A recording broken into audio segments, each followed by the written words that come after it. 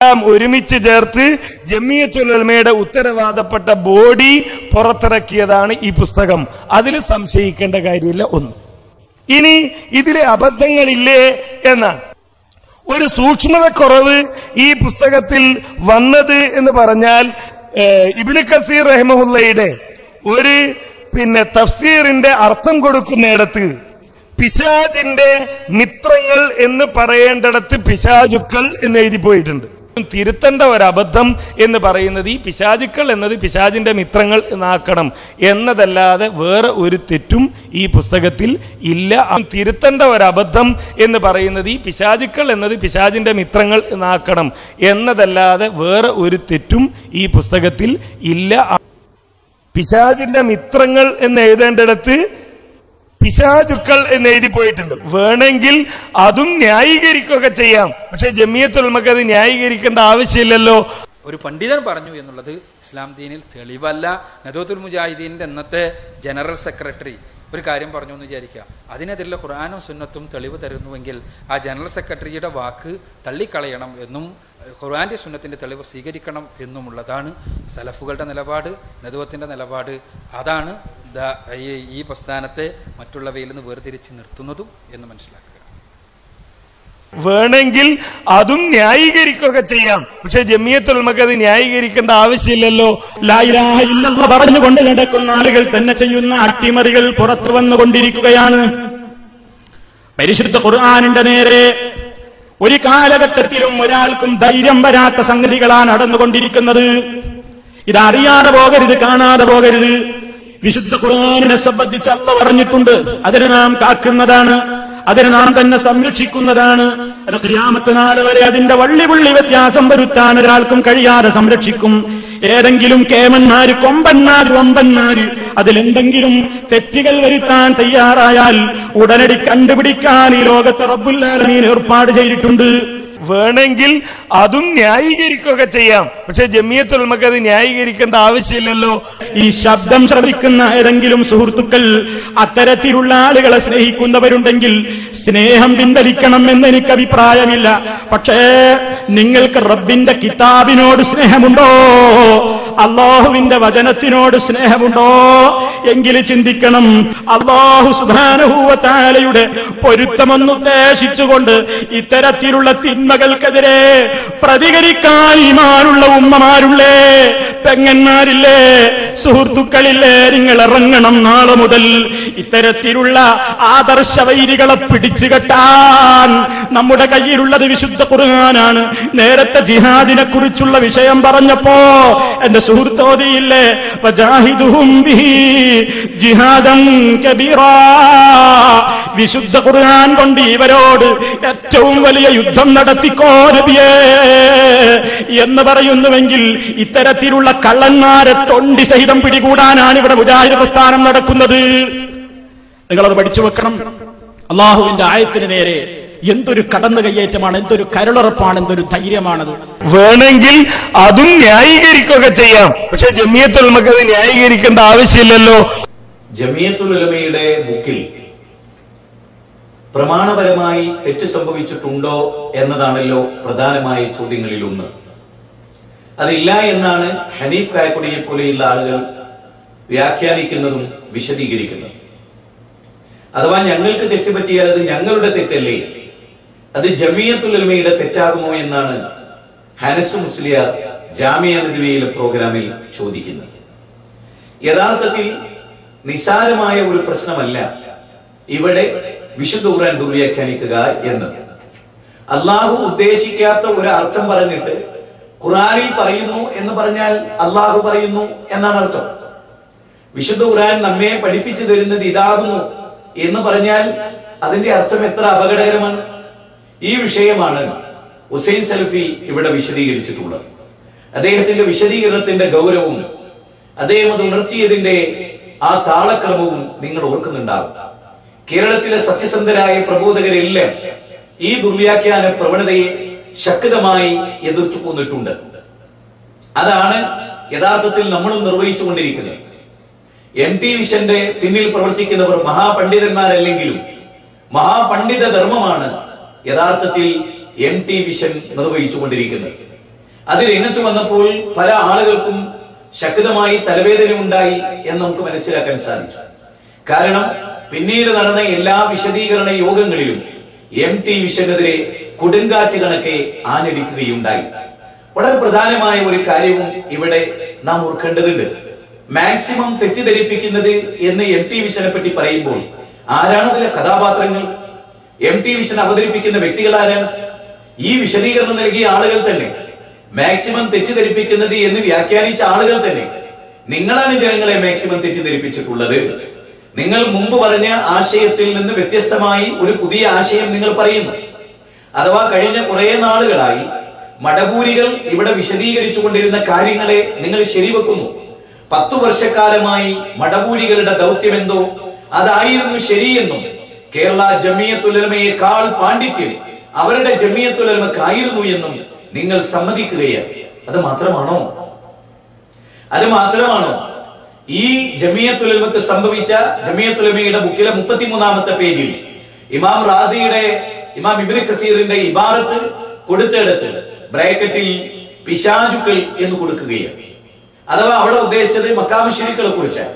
അത് മാറ്റി പിശാചുക്കൾ എന്നാക്കി മാറ്റി. ഇത് ബോധപൂർവമായിരുന്നു എന്നതാണ് ഞാൻ ഇതുവരെ വിശദീകരിച്ചതും കൃത്യമായ തെളിവുകൾ നിങ്ങളുടെ മുമ്പിൽ അണിനിരത്തിയത്.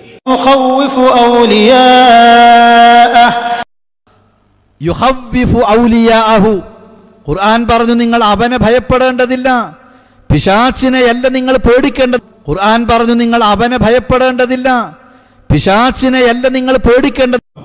അവൻ തന്റെ മിത്രങ്ങളെപ്പറ്റി നിങ്ങളെ പേടിപ്പെടുത്തുകയാണ്. അവൻ തന്റെ മിത്രങ്ങളെപ്പറ്റി നിങ്ങളെ പേടിപ്പെടുത്തുകയാണ്. അവൻ പേടിപ്പിക്കുന്നത് കണ്ട് നിങ്ങൾ ഭയപ്പെടേണ്ടതില്ല, പേടിക്കേണ്ടതില്ല. നിങ്ങൾ ഭയപ്പെടേണ്ടത് എന്നെയാണ് എന്നത്രേ വിശുദ്ധ ഖുർആൻ വ്യക്തമാക്കുന്നത്. അവൻ പേടിപ്പിക്കുന്നത് കണ്ട് നിങ്ങൾ ഭയപ്പെടേണ്ടതില്ല, പേടിക്കേണ്ടതില്ല. നിങ്ങൾ ഭയപ്പെടേണ്ടത് എന്നെയാണ് എന്നത്രേ വിശുദ്ധ ഖുർആൻ വ്യക്തമാക്കുന്നത്. അതിനാൽ നിങ്ങൾ അവരെ ഭയപ്പെടാതെ എന്നെ ഭയപ്പെടുക. അതിനാൽ നിങ്ങൾ അവരെ ഭയപ്പെടാതെ എന്നെ ഭയപ്പെടുക. ഖുർആൻ പറഞ്ഞു നിങ്ങൾ അവനെ ഭയപ്പെടേണ്ടതില്ല. ഖുർആൻ പറഞ്ഞു നിങ്ങൾ അവനെ ഭയപ്പെടേണ്ടതില്ല. അതിനാൽ നിങ്ങൾ അവരെ ഭയപ്പെടാതെ എന്നെ ഭയപ്പെടുക. അതിനാൽ നിങ്ങൾ അവരെ ഭയപ്പെടാതെ എന്നെ ഭയപ്പെടുക. ഖുൽ ഹാതു ബുർഹാനകും ഇൻ കുൻതും സാദിഖീൻ എന്ന ഖുർആനിലെ 2-ാം അധ്യായം 111-ാമത്തെ വചനം നിങ്ങൾ ഓർക്കണം. അതിന്റെ അർത്ഥം നിങ്ങൾ വാദിക്കുന്നവർ നിങ്ങൾ പറയുന്നത് സത്യമാണെങ്കിൽ നിങ്ങൾ തെളിവ് കൊണ്ടുവരൂ എന്നാണ് പറഞ്ഞതിന്റെ അർത്ഥം. ആ തെളിവാണ് ഇവിടെ ഹാജരാക്കിയത്. ബഹുമാന്യനായ പണ്ഡിതൻ ഹനീഫ് കായ്ക്കുടി പറയുന്നത് വേണമെങ്കിൽ അതും ന്യായീകരിക്കാം എന്നാണ്. വേണമെങ്കിൽ അതും ന്യായീകരിക്കുക ചെയ്യാം. പക്ഷെ ജമിയത്തുൽ ഉലമക്ക് അത് ന്യായീകരിക്കേണ്ട ആവശ്യമില്ലല്ലോ. ന്യായീകരിക്കാം എന്നാണ്. ഇതാണോ പണ്ഡിത ധർമ്മം? തെറ്റുപറ്റിയതിനെ ന്യായീകരിക്കലാണോ വിശ്വാസികളുടെ ബാധ്യത? വിശുദ്ധ ഖുർആൻ ആ കാര്യത്തിലേക്ക് വെളിച്ചം വീശുന്നത് ഇങ്ങനെയാണ്. വല്ലദീന ഇദാ ഫഅലു ഫാഹിശതൻ ഔ ളലമു അൻഫുസഹും ദക്കറുല്ലാഹ്.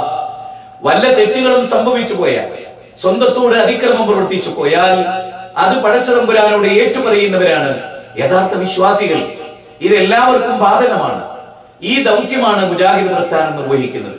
വലം യുസിറു അലാ മാ ഫഅലു വഹും യഅലമൂൻ.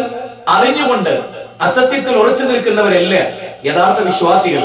അത് തിരുത്തുന്നവരാണ്. നേരെ മറിച്ച് വിശുദ്ധ ഖുർആനിനെ ശത്രുക്കൾ ദുർവ്യാഖ്യാനിക്കുന്ന പോലെ വ്യാഖ്യാനിക്കുകയും അള്ളാഹു ഉദ്ദേശിക്കാത്ത അർത്ഥകൽപ്പനകൾ കൽപ്പിക്കുകയും പരിഭാവനത്വം തുളുമ്പി നിൽക്കുന്ന ജമിയത്തുൽ ഉലമയുടെ ഗ്രന്ഥം എന്ന പേരിൽ ഈ മൂവർ സംഘത്തിന്റെ താല്പര്യങ്ങളെ പ്രൊട്ടക്ട് ചെയ്യുന്ന ഈ പുസ്തകം അവതരിപ്പിച്ചിട്ട് വേണമെങ്കിൽ അതിനെ ന്യായീകരിക്കാം എന്ന് പറയുന്നത് എന്ത് പണ്ഡിത ധർമ്മമാണ്? ബഹുമാന്യനായ എന്റെ സഹോദരൻ ഇതിൽ നിന്ന് പശ്ചാത്തപിച്ച് മടങ്ങണം. ദുനിയാവിലെ സപ്പോർട്ടുകൾക്കപ്പുറത്ത് അള്ളാഹുവിന്റെ കോടതിയെ നാം ഭയപ്പെടണമെന്നാണ് ഈ സന്ദർഭത്തിൽ എനിക്ക് ഓർമ്മപ്പെടുത്താനുള്ളത്. യൗമ യഫിറുൽ മർഉ മിൻ അഖീഹി വ ഉമ്മിഹി വ അബീഹി വ സ്വഹിബതിഹി വ ബനീഹി ലികുല്ലി ഇംറിഹിൻ മിൻഹും യൗമഇദിൻ ശൈഇൻ യുഗ്നി. മാതാപിതാക്കളുടെ സഹായമില്ലാതെ, മക്കളുടെ സഹായമില്ലാതെ, നാട്ടുകാരുടെ പിന്തുണയില്ലാതെ അല്ലാഹുവിന്റെ മുമ്പിൽ യൗമ ലാ യംലികു നഫ്സുൻ ലിനഫ്സിൻ ശൈആ വൽ അംറു യൗമഇദിൻ ലില്ലാഹ്. ഒരാളുടെ സഹായവും മറ്റൊരാൾക്ക് ലഭിക്കാത്ത ഒരു ലോകം വരാനുണ്ട്. 82-ാം അധ്യായം 19-ാമത്തെ വചനം, 80-ാം അധ്യായം 34 മുതൽ 37 വരെയുള്ള വചനം. അതുകൊണ്ട് എന്റെ ബഹുമാന്യ സഹോദരൻ വേണമെങ്കിൽ അതിനെ ന്യായീകരിക്കാം എന്ന് പറഞ്ഞത് തെറ്റാണെന്ന് പരസ്യമായി പറയണം. ദുനിയാവിൽ ജനങ്ങളുടെ മുമ്പിൽ തോൽക്കുന്നത് കൊണ്ട് നമുക്കൊന്നും നഷ്ടപ്പെടാനില്ല. സൃഷ്ടിച്ച നാഥന്റെ മുമ്പിൽ തോറ്റുപോകരുത് എന്നാണ് ഈ സന്ദർഭത്തിൽ എനിക്ക് ഓർമ്മപ്പെടുത്താനുള്ളത്. മുജാഹിദുകളെ, സത്യത്തിന് വേണ്ടി നാടും വീടും വിട്ടവരാണ് നമ്മളിൽ പലരും. കുടുംബത്തെ ഉപേക്ഷിച്ചവരാണ് നമ്മളിൽ പലരും. ബാപ്പാനെ ഉപേക്ഷിച്ച് വീട് വിട്ടവർ നമ്മുടെ കൂട്ടത്തിലുണ്ട്. നമുക്ക് അന്ധമായ അനുകരണം ഒരിക്കലും പാടില്ല. ജമാഅത്തെ ഇസ്ലാമിക്ക് അവരുടെ പണ്ഡിതന്മാർ ശൂറ കൂടി തീരുമാനിക്കുന്ന പല അബദ്ധ ധാരണകളും അവർ മതമായി ആചരിക്കാറുണ്ട്. നമ്മളത് യഥാർത്ഥത്തിൽ നമ്മളതല്ല, നമ്മൾ ആ വഴി സ്വീകരിച്ചിട്ടില്ല.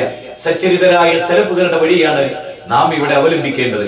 അതുകൊണ്ട് തന്നെ ഇവരുടെ കൂട്ടിമാട്ടലുകളിൽ നിന്നും ദുർവ്യാഖ്യാനങ്ങളിൽ നിന്നും അള്ളാഹു നമ്മെ കാത്തുരക്ഷിക്കുമാറാകട്ടെ.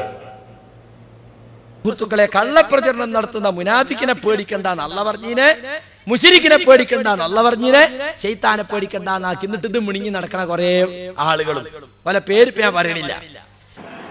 വാദങ്ങൾ പോയി പ്രവാചകന്മാരുടെ മത്സ്യത്തിനെ അടക്കം എന്തെല്ലാമോ ആയി ചിത്രീകരിക്കുകയും അള്ളാഹ്ക്കുള്ള കഴിവ് പോലെ തന്നെ ശൈത്താനും കഴിവുണ്ട് എന്ന ഒരവസ്ഥയിലേക്ക് വരെ വ്യാഖ്യാനങ്ങൾ എത്തി നിൽക്കുകയും ഈ സമൂഹത്തിൽ അള്ളാഹുവിനെ അല്ലാതെ പേടിക്കാതെ വളർത്തിയെടുത്ത ഒരു ഉമ്മത്ത്, ഒരു സമൂഹം, ഇവരാണ് ഖൈർ ഉമ്മത്ത് എന്നുള്ളത് തന്നെയാണ് സത്യം. ഞാൻ ഇതിലേക്ക് ഒന്നും കടക്കുന്നില്ല, വളരെ വൈകാരികമായ ഒരു സമയമാണ്. ഇങ്ങനെ ഇതിലേക്ക് വന്ന് ഇപ്പോൾ കേൾക്കുന്നു, നാം തിരിച്ചുപോക്ക് ആരംഭിച്ചിരിക്കുന്നു. അള്ളാഹുവിനെ ഭയപ്പെടുന്നത് പോലെ പിശാചിനെയും നാം തത്തുല്യമായി ഭയപ്പെടുന്നു എന്ന് സലാം സുല്ലമി നമുക്കെതിരെ പ്രചരിപ്പിച്ചു. തൊണ്ടി സഹിതം അത് കടവത്തൂരിൽ പിടികൂടുകയുണ്ടായി. കെ സക്കരിയ സ്വലായി ആയിരുന്നു ആ രംഗത്ത് ധീരമായ കാൽവെപ്പുകൾ നടത്തിയത്. വിശുദ്ധ ഖുർആനും പണ്ഡിതന്മാരുടെ ഇബാറത്തുകളും വെച്ചുകൊണ്ടും തന്റെ ശൈലിയിൽ ആ കാര്യങ്ങൾ പൊതുജനങ്ങളെ അദ്ദേഹം പഠിപ്പിച്ചു. അന്ന് സലാം സുല്ലമി നമ്മെ പറ്റി ആരോപിച്ചത് അള്ളാഹുവിനെ ഭയപ്പെടുന്നത് പോലെ നമ്മൾ പിശാചിനെ ഭയപ്പെടുന്നു എന്നതായിരുന്നു. അതേ വാചകം മറ്റൊരു രൂപത്തിൽ ജാമിയ നദിവിയയിലെ കൗൺസിൽ സിഡിയിലൂടെ TP പറയുന്നതായി കേൾക്കേണ്ടി വന്നപ്പോൾ മുജാഹിദുകളുടെ നെഞ്ചാണ് പൊട്ടിപ്പോയത്. സലാം സുല്ലമിയുടെ അതേ വഴി തെരഞ്ഞെടുത്ത കേരള നദുവത്തുൽ മുജാഹിദിന്റെ പ്രസിഡന്റിന്റെ വാചകങ്ങളാണ് നിങ്ങൾ കേൾക്കുന്നത്.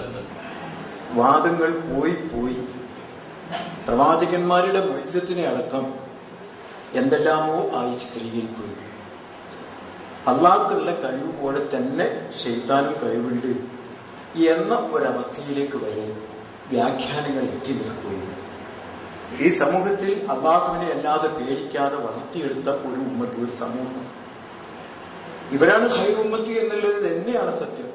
ഞാൻ ഇതിലേക്ക് ഒന്നും കടക്കുന്നില്ല, വളരെ വൈകാരികമായ ഒരു സമയമാണ്.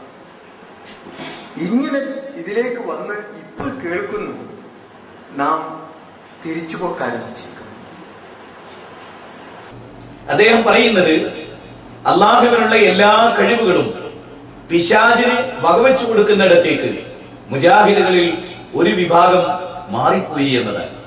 സമസ്തക്കാരും മടവൂരികളും ഈ ക്ലിപ്പിംഗ് തെരുവുകളിലിട്ട് ആഘോഷിച്ചു. കേരള നദുവത്തുൽ മുജാഹിദിന്റെ അനിഷേധനായ പ്രസിഡന്റാണ് ഇത് പറയുന്നത് എന്ന് പറഞ്ഞ് മുജാഹിദ് പ്രബോധകരെ അവർ ആക്ഷേപിച്ചു, കുറ്റപ്പെടുത്തി, അവരുടെ മനസ്സിനെ വേദനിപ്പിച്ചു. സലാം സുല്ലമി പോയ അതേ വഴിയിൽ ഇവരെല്ലാം നടന്നു നീങ്ങുന്നു എന്ന് കാണുമ്പോൾ നമുക്ക് എത്രമാത്രം വേദനയുണ്ടാകണം. സലാം സുല്ലമി എന്ന് പറഞ്ഞ വാചകം ഞാൻ വീണ്ടും ആവർത്തിക്കുന്നു. അള്ളാഹുവിനെ ഭയപ്പെടുന്നത് പോലെ പിശാചിനെ ഭയപ്പെടുന്ന അവസ്ഥ കേരള നദുവത്തുൽ മുജാഹിദിന് ഉണ്ടായി. അത് പ്രബോധകരായ ഒരു വിഭാഗത്തിന്റെ പ്രബോധനം കൊണ്ടുണ്ടായതാണ് എന്ന ആരോപണമായിരുന്നു അന്ന് സുല്ലമി നിർവഹിച്ചത്. ദൗർഭാഗ്യം എന്ന് പറയട്ടെ, അതേ ആരോപണം ഇവിടെ TP ഉന്നയിക്കുകയാണ്. ഞാൻ അദ്ദേഹത്തിന്റെ വീട്ടിൽ പോയി ഈ കാര്യം ഞാൻ അദ്ദേഹത്തോട് പറഞ്ഞു. അദ്ദേഹം ഞാൻ അങ്ങനെ പറഞ്ഞിട്ടില്ല, ഓർക്കുന്നില്ല എന്ന് കേൾക്കണമെന്നാണ് അദ്ദേഹം എന്നോട് പറഞ്ഞത്. അതിനുശേഷം പിന്നീട് ചർച്ചകൾ രൂക്ഷമായപ്പോൾ എന്നെയും സക്കരിയ സ്വലാഹിയും പുറത്താക്കിയതിനു ശേഷം ഞാൻ TPയെ ചെന്ന് കാണുകയുണ്ടായി. CD ടവറിലെ അദ്ദേഹം ഇരിക്കുന്ന അദ്ദേഹത്തിന്റെ കേബിനിൽ കയറി ഞാൻ ഈ കാര്യം അദ്ദേഹത്തെ വീണ്ടും ഓർമ്മപ്പെടുത്തി. നിങ്ങൾ അത് പിൻവലിക്കണം. ആരാണ്? അള്ളാഹുവിനുള്ള എല്ലാ കഴിവുകളും പിശാചിന് വകവെച്ചു കൊടുത്തവരാരാണ്? എന്റെ പ്രിയപ്പെട്ടവരെ, സ്വന്തം അനുയായികളെ കുറിച്ച് ഇതൊരു വലിയ ആരോപണമല്ലേ? സ്വന്തം നേതാവ് സ്വന്തം അനുയായികളെ കുറിച്ച് ഇങ്ങനെ പറയാൻ പാടുണ്ടോ? അവരിൽ ഒരാൾ പോലും അള്ളാഹുവിനുള്ള എല്ലാ കഴിവുകളും പിശാചിനുണ്ട് എന്ന് വിശ്വസിക്കുന്നുണ്ടോ?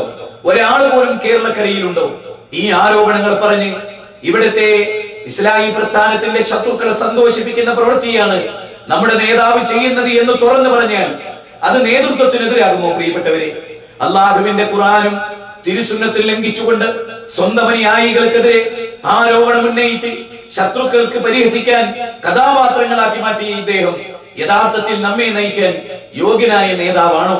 നാം ആലോചിക്കേണ്ടതാണ്. കുറ്റപ്പെടുത്തുകയല്ല, അദ്ദേഹത്തിന്റെ വാചകങ്ങളാണല്ലോ ഇത് എന്ന് നിങ്ങൾ ഓർക്കണം.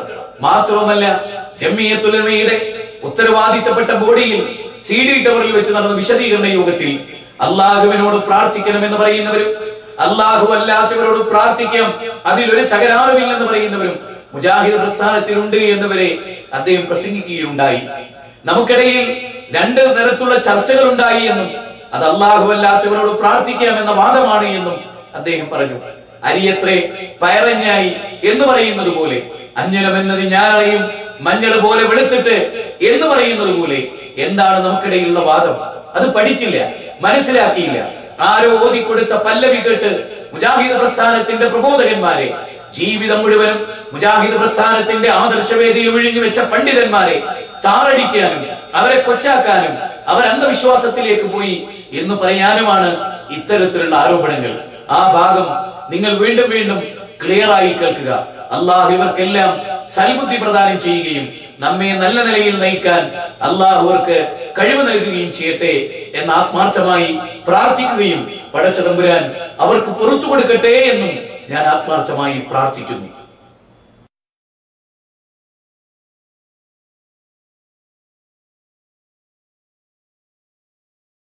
ഇനി സുഹൃത്തുക്കളെ, ഇയാള് ശൈത്താനെ പേടിക്കുന്നതിനെ കുറിച്ച് വേറൊരു തട്ടിപ്പ് നടത്തണോളി.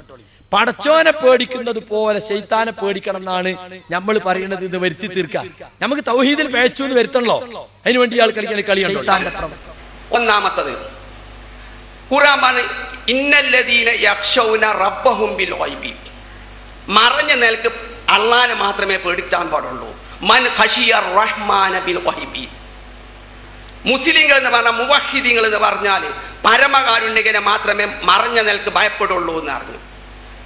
സൂറത്ത് മാഇദയിൽ അല്ലാഹു പറഞ്ഞു, നിങ്ങൾക്ക് തെറ്റ് ചെയ്യാൻ ചില അവസരങ്ങൾ ഉണ്ടാക്കും. എന്തിന് ആരാണ് മറഞ്ഞ നിലക്ക് പടച്ചോനെ പേടിക്കുക? അപ്പൊ തൗഹീദിന്റെ ഏറ്റവും മർമ്മമാണ് അഭൗതികമായ നിലക്ക് മറഞ്ഞ നിലക്ക് അള്ളാഹിനെ പേടിച്ചാൻ പാടുള്ളൂ. വലിയ വിവരം വിളമ്പി എന്നുള്ള നാട്യം, ഒരു ഇളിയും അല്ലേ? എന്ത് പൊട്ട പോയത്താണ് അയാൾ പറഞ്ഞത്. ഇവിടെ ആരാ പറഞ്ഞത് പടച്ചോനെ പേടിക്കുമ്പോൾ ശൈത്താനെ പേടിക്കണം? അള്ളാഹ്ക്കുള്ള കഴിവ് പോലെ തന്നെ ശൈത്താനും കഴിവുണ്ട് എന്ന ഒരവസ്ഥയിലേക്ക് വരെ വ്യാഖ്യാനങ്ങൾ എത്തി നിൽക്കുകയും ഈ സമൂഹത്തിൽ അള്ളാഹുവിനെ അല്ലാതെ പേടിക്കാതെ വളർത്തിയെടുത്ത ഒരു ഉമ്മത്ത്, ഒരു സമൂഹം, ഇവരാണ് ഖൈർ ഉമ്മത്ത് എന്നുള്ളത് തന്നെയാണ് സത്യം. ഞാൻ ഇതിലേക്കൊന്നും കടക്കുന്നില്ല, വളരെ വൈകാരികമായ ഒരു സമയമാണ്. ഇങ്ങനെ ഇതിലേക്ക് വന്ന് ഇപ്പോൾ കേൾക്കുന്നു, നാം തിരിച്ചുപോക്ക് ആരംഭിച്ചിരിക്കുന്നു. ഇവിടെ ആരാ പറഞ്ഞ പടച്ചോനെ പേടിക്കുമ്പോൾ ശൈത്താനെ പേടിക്കണം? അഭൗതികമായ നിലക്ക് എന്ന് പറഞ്ഞാൽ എന്താ അർത്ഥം? കണ്ണ് കാണാത്ത നിലക്കുന്ന കാര്യകാരണ ബന്ധങ്ങൾക്കപ്പുറത്ത് നമ്മളെ ഉപദ്രവിക്കാൻ പടച്ചോന് മാത്രമേ കഴിയുള്ളൂ എന്നാ. ഈ ലോകത്ത് എന്തൊരു സംഗതി നടന്നാലും അതിന്റെ പിന്നിലൊരു ഭൗതിക കാരണം നമുക്ക് കണ്ടെത്താൻ സാധിക്കും. അങ്ങനെ ഒരു കാരണവും കാണാത്ത നിലക്കുള്ള ഉപദ്രവമോ സഹായമോ ഉണ്ടായിട്ടുണ്ടെങ്കിൽ അത് അള്ളാഹുവിൽ നിന്നാണ്. അമ്പലക്കട വയസ്സിൽ പുതുതായി സമർത്ഥിക്കുന്നത് കണ്ടു. ഇത്രയും കാലം മുജാഹിദികൾ പറഞ്ഞത് മറഞ്ഞ വഴിക്ക് സഹായിക്കാൻ അള്ളാഹിനെ കഴിയുള്ളൂ. എന്നാൽ ഇപ്പോൾ ജിന്നുകൾ ഉപദ്രവിക്കുന്നു എന്നവർ പറയുന്നു, ജിന്നുകൾ പലരെയും സഹായിക്കുന്നു എന്നവർ പറയുന്നു. അപ്പൊ കാര്യകാരണ ബന്ധങ്ങൾക്ക് അതീതമായി ജിന്നുകൾ സഹായിക്കുന്നില്ലേ? കാരണം ജിന്നിന്റെ സഹായം മറഞ്ഞ വഴിക്കല്ലേ? ജിന്നിന്റെ സഹായം മറഞ്ഞ വഴിക്കാണോ? അല്ല. മറഞ്ഞ വഴി എന്നതുകൊണ്ട് ഉദ്ദേശിച്ചത് എന്താണ്? മറഞ്ഞ വഴി അദൃശ്യമായത്, അഭൗതികമായത്, കാര്യകാരണ ബന്ധങ്ങൾക്ക് അതീതമായത് എന്നതുകൊണ്ട് മുജാഹിദുകൾ ഉദ്ദേശിച്ചത് പരിപൂർണമായും അള്ളാഹുവിന് മാത്രമുള്ളത് എന്ന അർത്ഥത്തിൽ. അതിനുള്ള തെളിവുകളാണ് ഞാൻ ഉദ്ധരിച്ചത്. മറഞ്ഞ വഴി എന്നതുകൊണ്ട് ഉദ്ദേശിച്ചത് കാര്യകാരണ ബന്ധങ്ങൾക്ക് അതീതമായത് എന്ന അർത്ഥത്തിൽ.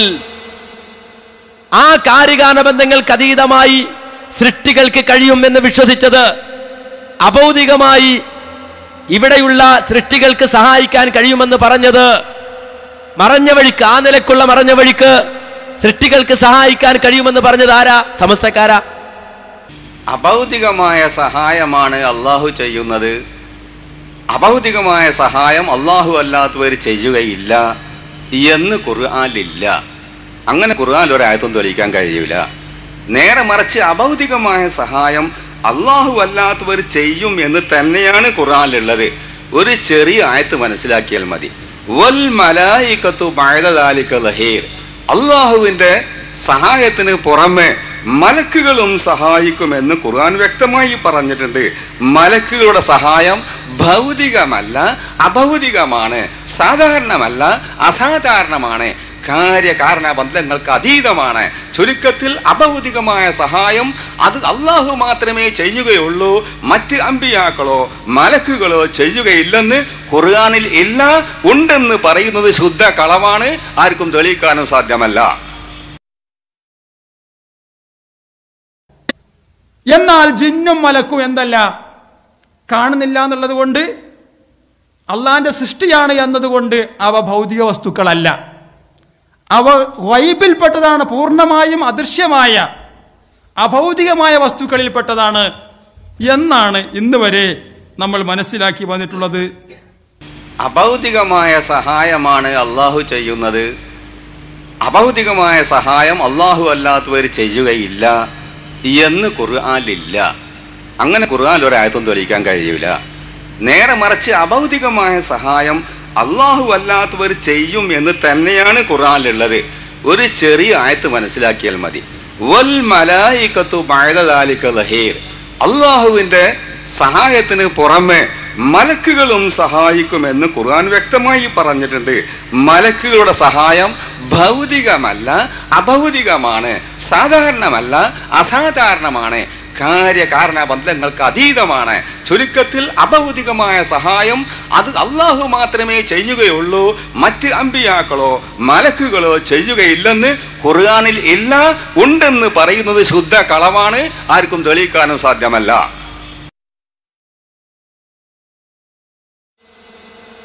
ആ കാരികാന ബന്ധങ്ങൾക്ക് അതീതമായി സൃഷ്ടികൾക്ക് കഴിയുമെന്ന് വിശ്വസിച്ചത്, അഭൗതികമായി ഇവിടെയുള്ള സൃഷ്ടികൾക്ക് സഹായിക്കാൻ കഴിയുമെന്ന് പറഞ്ഞത്, മറഞ്ഞ വഴിക്ക്, ആ നിലക്കുള്ള മറഞ്ഞ വഴിക്ക് സൃഷ്ടികൾക്ക് സഹായിക്കാൻ കഴിയുമെന്ന് പറഞ്ഞത് ആരാ? സമസ്തക്കാരാ.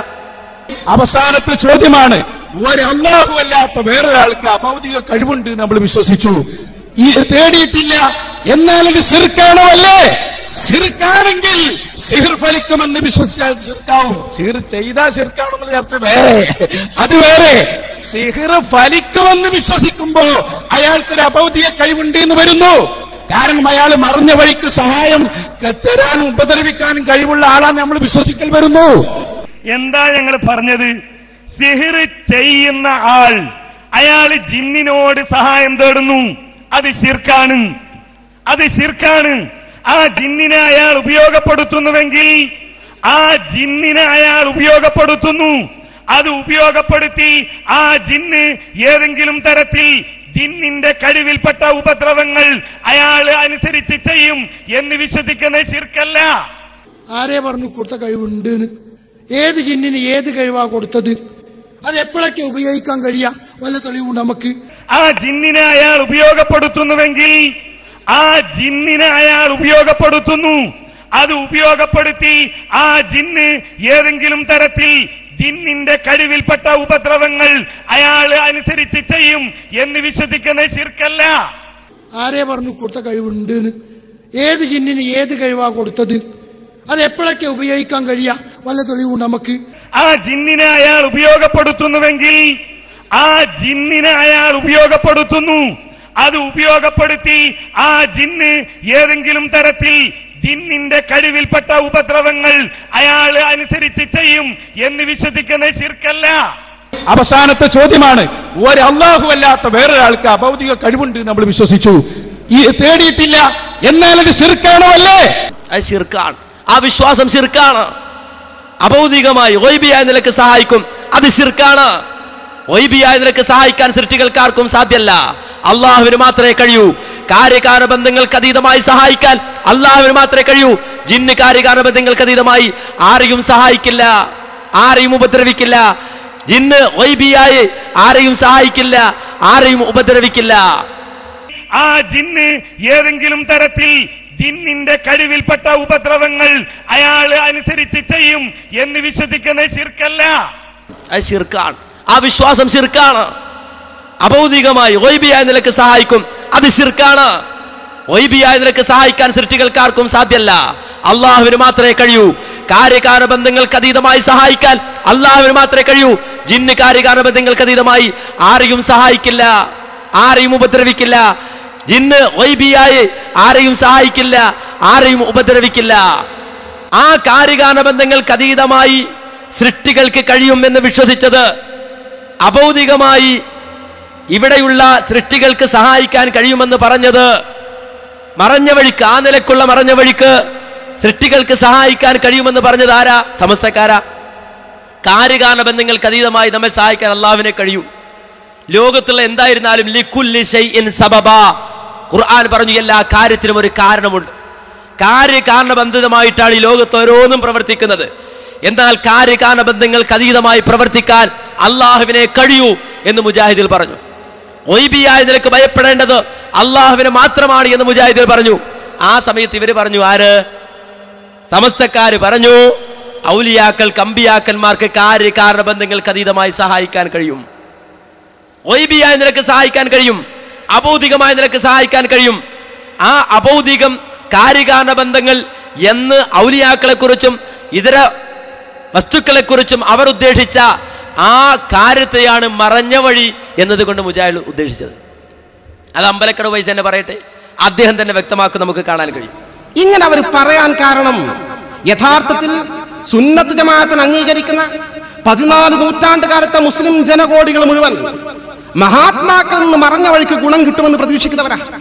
മഹാത്മാക്കളിൽ നിന്ന് അഭൗതികമായ നിലയ്ക്ക് സഹായം കിട്ടുമെന്ന് പ്രതീക്ഷിക്കുന്നവരാ. മഹാത്മാക്കളിൽ നിന്ന് അദൃശ്യമായ നിലയിൽ സഹായം കിട്ടുമെന്ന് പ്രതീക്ഷിക്കുന്നവരാ. മഹാത്മാക്കളിൽ നിന്ന് കാര്യകാരണ ബന്ധങ്ങൾക്ക് അതീതമായി ഗുണം കിട്ടുമെന്ന് പ്രതീക്ഷിക്കുന്നവരാ. കണ്ടോ, അവരുടെ വിശ്വാസമാണ് പറയുന്നത്. എന്താ പറഞ്ഞത്? മഹാത്മാക്കളിൽ നിന്ന് കാര്യകാരണ ബന്ധങ്ങൾക്ക് അതീതമായി സഹായം കിട്ടും, മഹാത്മാക്കളിൽ നിന്ന് അഭൗതികമായി സഹായം കിട്ടും, മഹാത്മാക്കളിൽ നിന്ന് മറഞ്ഞ വഴിക്ക് സഹായം കിട്ടും. അപ്പൊ മറഞ്ഞ വഴി എന്നതുകൊണ്ട് ഉദ്ദേശിച്ചത് എന്താ? കാര്യകാരണ ബന്ധങ്ങൾക്ക് അതീതം. കാര്യകാരണ ബന്ധങ്ങൾക്ക് അതീതമായി ജിന്നുകൾക്ക് സഹായിക്കാൻ കഴിയില്ല. ഗൈബിയായ നിലക്ക് ജിന്നുകൾക്ക് സഹായിക്കാനോ ഉപദ്രവിക്കാനോ കഴിയില്ല. ആ അർത്ഥത്തിലാണ് മറഞ്ഞ വഴി എന്നതുകൊണ്ട് ഉദ്ദേശിക്കുക, അല്ലാതെ കാണാത്ത വഴി എന്നല്ല. കാണാത്തത് പലതുണ്ടല്ലോ. ഒരു റൂമിലിരിക്കുമ്പോൾ അപ്പുറത്തെ റൂമിലിരിക്കുന്ന ആളെ കാണാൻ പറ്റൂല, അയക്ക് നമ്മളെ സഹായിക്കാൻ കഴിയൂലേ? ബാക്ടീരിയ കാണുന്നില്ല, വൈറസ് കാണുന്നില്ല, ഉപദ്രവിക്കാൻ കഴിയൂലേ? അപ്പോൾ മറഞ്ഞ വഴി എന്ന് പറഞ്ഞാൽ അതുകൊണ്ട് ഉദ്ദേശിച്ചത് ഗൈബിയായത്, അദൃശ്യമായത്, അഭൗതികമായത്, കാര്യകാരണ ബന്ധങ്ങൾക്ക് അതീതമായത്. എന്നാൽ സുന്നികൾ വിശ്വസിച്ചു എന്ന് പറഞ്ഞുകൊണ്ട് സമസ്തക്കാർ വിശ്വാസമായി പറഞ്ഞത് മഹാത്മാക്കൾ കാര്യകാരണ ബന്ധങ്ങൾക്ക് അതീതമായി സഹായിക്കും. അത് ശിർക്കാണ്. ആ വിശ്വാസം ശിർക്കാണ്. അഭൗതികമായി ഗൈബിയായ നിലക്ക് സഹായിക്കും, അത് ശിർക്കാണ്. ഗൈബിയായ നിലക്ക് സഹായിക്കാൻ സൃഷ്ടികൾക്കാർക്കും സാധ്യല്ല, അള്ളാഹുവിന് മാത്രമേ കഴിയൂ. കാര്യകാരണ ബന്ധങ്ങൾക്ക് അതീതമായി സഹായിക്കാൻ അള്ളാഹുവിന് മാത്രമേ കഴിയൂ. ജിന്ന് കാര്യകാരണ ബന്ധങ്ങൾക്ക് അതീതമായി ആരെയും സഹായിക്കില്ല, ആരെയും ഉപദ്രവിക്കില്ല. ജിന്ന് ഗൈബിയായി ആരെയും സഹായിക്കില്ല, ആരെയും ഉപദ്രവിക്കില്ല. എന്നാൽ ജിന്നും മലക്കും എന്തല്ല, കാണുന്നില്ല എന്നുള്ളത് കൊണ്ട്, അള്ളാന്റെ സൃഷ്ടിയാണ് എന്നതുകൊണ്ട് അവ ഭൗതിക വസ്തുക്കളല്ല. അവ ഗൈബിൽപ്പെട്ടതാണ്, പൂർണ്ണമായും അദൃശ്യമായ അഭൗതികമായ വസ്തുക്കളിൽപ്പെട്ടതാണ് എന്നാണ് ഇന്ന് വരെ നമ്മൾ മനസ്സിലാക്കി വന്നിട്ടുള്ളത്. അവ ഗൈബിൽപ്പെട്ടതാണ്, പൂർണ്ണമായും അദൃശ്യമായ അഭൗതികമായ വസ്തുക്കളിൽപ്പെട്ടതാണ്, അഭൗതികമായ വസ്തുക്കളിൽപ്പെട്ടതാണ് എന്നാണ് ഇന്ന് വരെ നമ്മൾ മനസ്സിലാക്കി വന്നിട്ടുള്ളത്. ജിന്ന് എന്ത് ചെയ്താലും എന്ത് പ്രവർത്തിച്ചാലും അത് അഭൗതികല്ല, ഗൈബല്ല, കണ്ണിൽ കൊണ്ട് നമുക്ക് കാണാൻ കഴിയില്ല. അതൊക്കെ ഭൗതികമാണ്, അതൊക്കെ ഭൗതികമാണ്, ഭൗതികമായ പ്രവർത്തനങ്ങളാണ്. അതിന് തെളിവാണ് 3 പുസ്തകങ്ങൾ എത്ര കൊല്ലമായി മുജാഹിദുകൾ എഴുതിയിട്ട്. ഭൗതികമായ പ്രവർത്തനങ്ങളാണ്. അതിന് തെളിവാണ് 3 പുസ്തകങ്ങൾ എത്ര കൊല്ലമായി മുജാഹിദുകൾ എഴുതിയിട്ട്. അതുപോലും വായിക്കാതെ, അതുപോലും പഠിക്കാതെ മുജാഹിദികൾ ഇപ്പൊ കണ്ടുപിടിച്ച നിലക്ക് എന്താ സാഹിബേ, ആരെങ്കിലും ചപ്ലാച്ചി ചപ്പണമെങ്കിൽ അത് കയറി നിങ്ങൾ ചപ്പാ നിൽക്കണം എന്തിനാ? കാര്യകാരണ ബന്ധങ്ങൾക്ക് അതീതമായി നമ്മെ സഹായിക്കാൻ അള്ളാഹുവിനെ കഴിയൂ. ലോകത്തുള്ള എന്തായിരുന്നാലും ലികുല്ലി ശൈഇൻ സബബാ. ഖുർആൻ പറഞ്ഞു എല്ലാ കാര്യത്തിനും ഒരു കാരണമുണ്ട്. കാര്യകാരണബന്ധിതമായിട്ടാണ് ഈ ലോകത്ത് ഓരോന്നും പ്രവർത്തിക്കുന്നത്.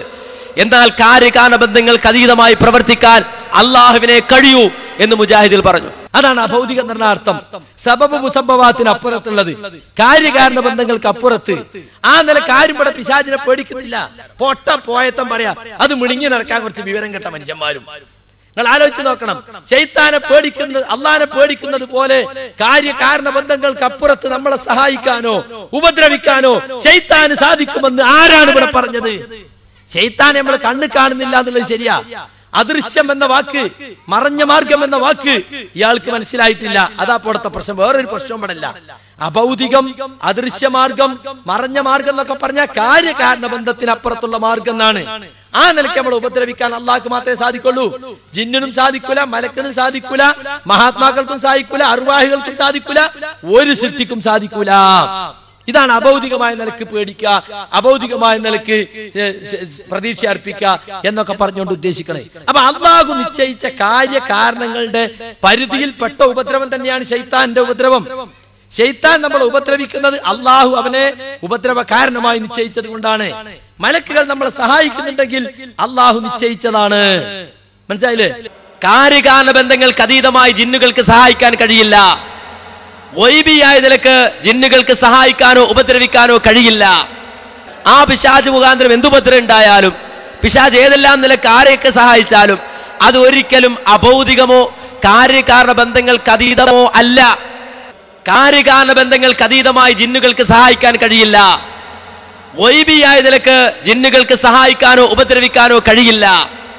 ആ പിശാച് മുഖാന്തരം എന്തുപദ്രം ഉണ്ടായാലും, പിശാച് ഏതെല്ലാം നിലക്ക് ആരെയൊക്കെ സഹായിച്ചാൽ അത് ഒരിക്കലും അഭൗതികമോ കാര്യകാരണ ബന്ധങ്ങൾക്ക് അതീതമോ അല്ല.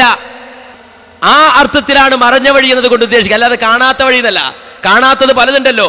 ഒരു റൂമിലിരിക്കുമ്പോൾ അപ്പുറത്തെ റൂമിലിരിക്കുന്ന ആളെ കാണാൻ പറ്റൂല, അയക്ക് നമ്മളെ സഹായിക്കാൻ കഴിയൂലേ? ബാക്ടീരിയ കാണുന്നില്ല, വൈറസ് കാണുന്നില്ല, ഉപദ്രവിക്കാൻ കഴിയൂലേ? അപ്പോ മറഞ്ഞ വഴി എന്ന് പറഞ്ഞാൽ അതുകൊണ്ട് ഉദ്ദേശിച്ചത് ഗൈബിയായത്, അദൃശ്യമായത്, അഭൗതികമായത്, കാര്യകാരണ ബന്ധങ്ങൾക്ക് അതീതമായത്. എന്നാൽ സുന്നികൾ വിശ്വസിച്ചു എന്ന് പറഞ്ഞുകൊണ്ട് സമസ്തക്കാർ വിശ്വാസമായി പറഞ്ഞത് മഹാത്മാക്കൾ കാര്യകാരണ ബന്ധങ്ങൾക്ക് അതീതമായി സഹായിക്കും. അത് ശിർക്കാണ്. ആ വിശ്വാസം ശിർക്കാണ്. അഭൗതികമായി ഗൈബിയായ നിലക്ക് സഹായിക്കും, അത് ശിർക്കാണ്. ഗൈബിയായ നിലക്ക് സഹായിക്കാൻ സൃഷ്ടികൾക്കാർക്കും സാധ്യമല്ല, അള്ളാഹുവിന് മാത്രമേ കഴിയൂ. കാര്യകാരണ ബന്ധങ്ങൾക്ക് അതീതമായി സഹായിക്കാൻ അള്ളാഹുവിന് മാത്രമേ കഴിയൂ. ജിന്ന് കാര്യകാരണ ബന്ധങ്ങൾക്ക് അതീതമായി ആരെയും സഹായിക്കില്ല, ആരെയും ഉപദ്രവിക്കില്ല. ജിന്ന് ഗൈബിയായി ആരെയും സഹായിക്കില്ല, ആരെയും ഉപദ്രവിക്കില്ല. അല്ല, കഴിവില്ല. ജിന്ന് എന്ത് ചെയ്താലും എന്ത് പ്രവർത്തിച്ചാലും അത് അഭൗതികല്ല, ഗൈബല്ല, കണ്ണിൽ കൊണ്ട് നമുക്ക് കാണാൻ കഴിയില്ല. അതൊക്കെ ഭൗതികമാണ്, ഭൗതികമായ പ്രവർത്തനങ്ങളാണ്. അതിന് തെളിവാണ് 3 പുസ്തകങ്ങൾ എത്ര കൊല്ലമായി മുജാഹിദുകൾ എഴുതിയിട്ട് അതുപോലും വായിക്കാതെ, അതുപോലും പഠിക്കാതെ മുജാഹിദികൾ ഇപ്പൊ കണ്ടുപിടിച്ച നിലക്ക് എന്താ സാഹിബേ, ആരെങ്കിലും ചപ്ലാച്ചി ചപ്പണമെങ്കിൽ അത് കയറി നിങ്ങൾ ചപ്പാ നിൽക്കണം എന്തിനാ? എന്തെങ്കിലും സ്വന്തമായിട്ട് വായിച്ച് പഠിക്കണ്ടേ? ആരെങ്കിലും കൊണ്ടുനടക്കണ കണ്ടപ്പോ കൊള്ളാലോ അത്, നമുക്കും പറ്റുമല്ലോ, നമുക്ക് ഇറങ്ങാം. അങ്ങനെ ഇറങ്ങിയിട്ടുണ്ട്. അത് ഞാൻ ഇൻഷാ അല്ലാഹ് കുറച്ച് സമയത്തിന് ശേഷം ഇയാൾ എന്നെ പറയുന്നുണ്ട് പെട്ടത്. ഇസ്ലാഹി പ്രബോധകരെയും പ്രവർത്തകരെയും ഏറെ വേദനിപ്പിച്ചത് അനസ് മുസ്ലിയാരുടെ അടവ് നയമായി. അദ്ദേഹം ആദ്യ കാലഘട്ടങ്ങളിൽ യഥാർത്ഥ സലഫി പാതയിൽ നിന്നുകൊണ്ട് ആയത്തുകളെയും ഹദീസുകളെയും വ്യാഖ്യാനിച്ചു. തൗഹീദുമായി ബന്ധപ്പെട്ട വിഷയങ്ങളിൽ മറ്റെല്ലാവരേക്കാളും മടവൂരികളെയും സമസ്തക്കാരെയും അദ്ദേഹം നേരിടുകയുണ്ടായി. തന്റെ തനത് ശൈലിയിൽ ക്ലിപ്പിങ്ങുകളിട്ട് അതിന്റെ യാഥാർത്ഥ്യങ്ങളെ ജനങ്ങൾക്ക് അദ്ദേഹം പഠിപ്പിച്ചു കൊടുത്തു. ഒരു കാര്യം എപ്പോഴാണ് ശിർക്കാകുക എന്ന് അദ്ദേഹം ജനങ്ങളെ കൃത്യമായ മൻഹജു സലഫ് അനുസരിച്ച് പഠിപ്പിച്ചു. എന്താണ് അദൃശ്യമെന്നും എന്താണ് അഭൗതികമെന്നും എന്താണ് മറഞ്ഞ വഴിയെന്നും സമസ്തക്കാരെ അദ്ദേഹം പഠിപ്പിക്കുകയുണ്ടായി. സമസ്തയിലെ അമ്പലക്കടവ് അബ്ദുൽ ഹമീദ് ഫൈസി ഈ വിഷയത്തിൽ മുജാഹിദുകളെ വിമർശിച്ചുകൊണ്ട് പറഞ്ഞത്, കാര്യകാരണ ബന്ധത്തിനതീതമായി ഔലിയാക്കളും അമ്പിയാക്കളും സഹായിക്കുമെന്നാണ് ഞങ്ങളുടെ വിശ്വാസമെന്നാണ് അമ്പലക്കടവ് പ്രചരിപ്പിച്ചു. അതാണ് ശിർക്ക്. കാരണം കാര്യകാരണ ബന്ധങ്ങൾക്ക് അതീതമായി അഭൗതികമായി സഹായിക്കാൻ, രക്ഷിക്കാനും ശിക്ഷിക്കാനുമുള്ള കഴിവ് അള്ളാഹുവിന് മാത്രമാകുന്നു എന്നതാണ് അമ്പിയാക്കളുടെ പ്രബോധനത്തിന്റെ കാതലായ വശം. അഭൗതികമായ എല്ലാ കഴിവും അറിവും അള്ളാഹുവിന് മാത്രമാണുള്ളത്. അഭൗതികം എന്ന് പറഞ്ഞാൽ കാര്യകാരണ ബന്ധങ്ങൾക്കപ്പുറത്തുള്ള കാര്യം. ലോകത്ത് അള്ളാഹു ഒഴികെ എല്ലാ സൃഷ്ടിജാലങ്ങളും കാര്യകാരണ ബന്ധത്തിന്റെ ഇപ്പുറത്തുള്ള സഹായം മാത്രമേ ചെയ്യുന്നുള്ളൂ. മലക്കുകൾ നമ്മളെ സഹായിക്കുന്നു എന്ന് പറഞ്ഞാൽ അത് കാര്യകാരണ ബന്ധത്തിന്റെ അപ്പുറത്തല്ല. കാര്യകാരണ ബന്ധത്തിന്റെ അപ്പുറത്ത് മലക്കിനെ സഹായിക്കാൻ സാധിക്കുമെന്ന് വിശ്വസിച്ചാൽ അത് മലക്കിനോടുള്ള ആരാധനയാണ്. ആ വിശ്വാസം തന്നെ ശിർക്കാണ്. ജിന്ന് കാര്യകാരണ ബന്ധങ്ങൾക്കപ്പുറത്ത് നമ്മളെ സഹായിക്കുമെന്ന് വിശ്വസിച്ചാൽ അത് അള്ളാഹുവിൽ പങ്കുചേർക്കലാണ്. നാളതുവരെ നമ്മുടെ വിശ്വാസം അതായിരുന്നു. നിങ്ങൾക്ക് KP മുഹമ്മദ് മൗലവിയെ ഓർമ്മയുണ്ടാകും.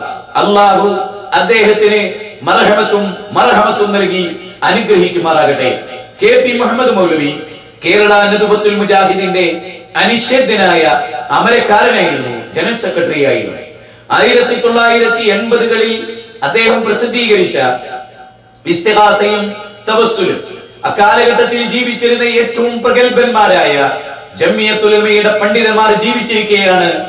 കാര്യകാരണ ബന്ധത്തിനതീതമായി അഭൗതികമായ മാർഗത്തിൽ രക്ഷയും ശിക്ഷയും പ്രതീക്ഷിച്ചുകൊണ്ടുള്ള തേട്ടമാണ് പ്രാർത്ഥന. അപ്പോഴേ ഒരു കാര്യം ഇബാദത്താവുകയുള്ളൂ. അങ്ങനെ കാര്യകാരണ ബന്ധത്തിനപ്പുറത്ത് അമ്പിയാക്കൾക്കും ഔലിയാക്കൾക്കും സഹായിക്കാൻ കഴിയുമെന്ന സമസ്തക്കാരുടെ വിശ്വാസമാണ് ശിർക്ക് എന്ന് നാം വിശ്വസിച്ചു പോന്നു. മറഞ്ഞ വഴി എന്നതുകൊണ്ട് നാം ഉദ്ദേശിച്ചത് ഇതാ: കാര്യകാരണ ബന്ധങ്ങൾക്കപ്പുറത്ത് ജിന്നെ ഏത് വിധത്തിൽ നമ്മളെ സഹായിച്ചാലും അത് കാര്യകാരണ ബന്ധത്തിന്റെ ഉള്ളിലേ ആകൂ എന്നതാണ് അനസ് മൗലവി വിശദീകരിച്ചു പോകുന്നത്. 2012 പുതിയ തൗഹീദ്, ഈ ത്രിമൂർത്തികളുടെ തൗഹീദ് വന്നപ്പോൾ അദ്ദേഹം അമ്പലക്കടവ് അബ്ദുൽ ഹമീദ് ഫൈസി അന്ന് അവതരിപ്പിക്കുകയും അതിനെ ശക്തമായി അനസ് മൗലവി എതിർത്തു.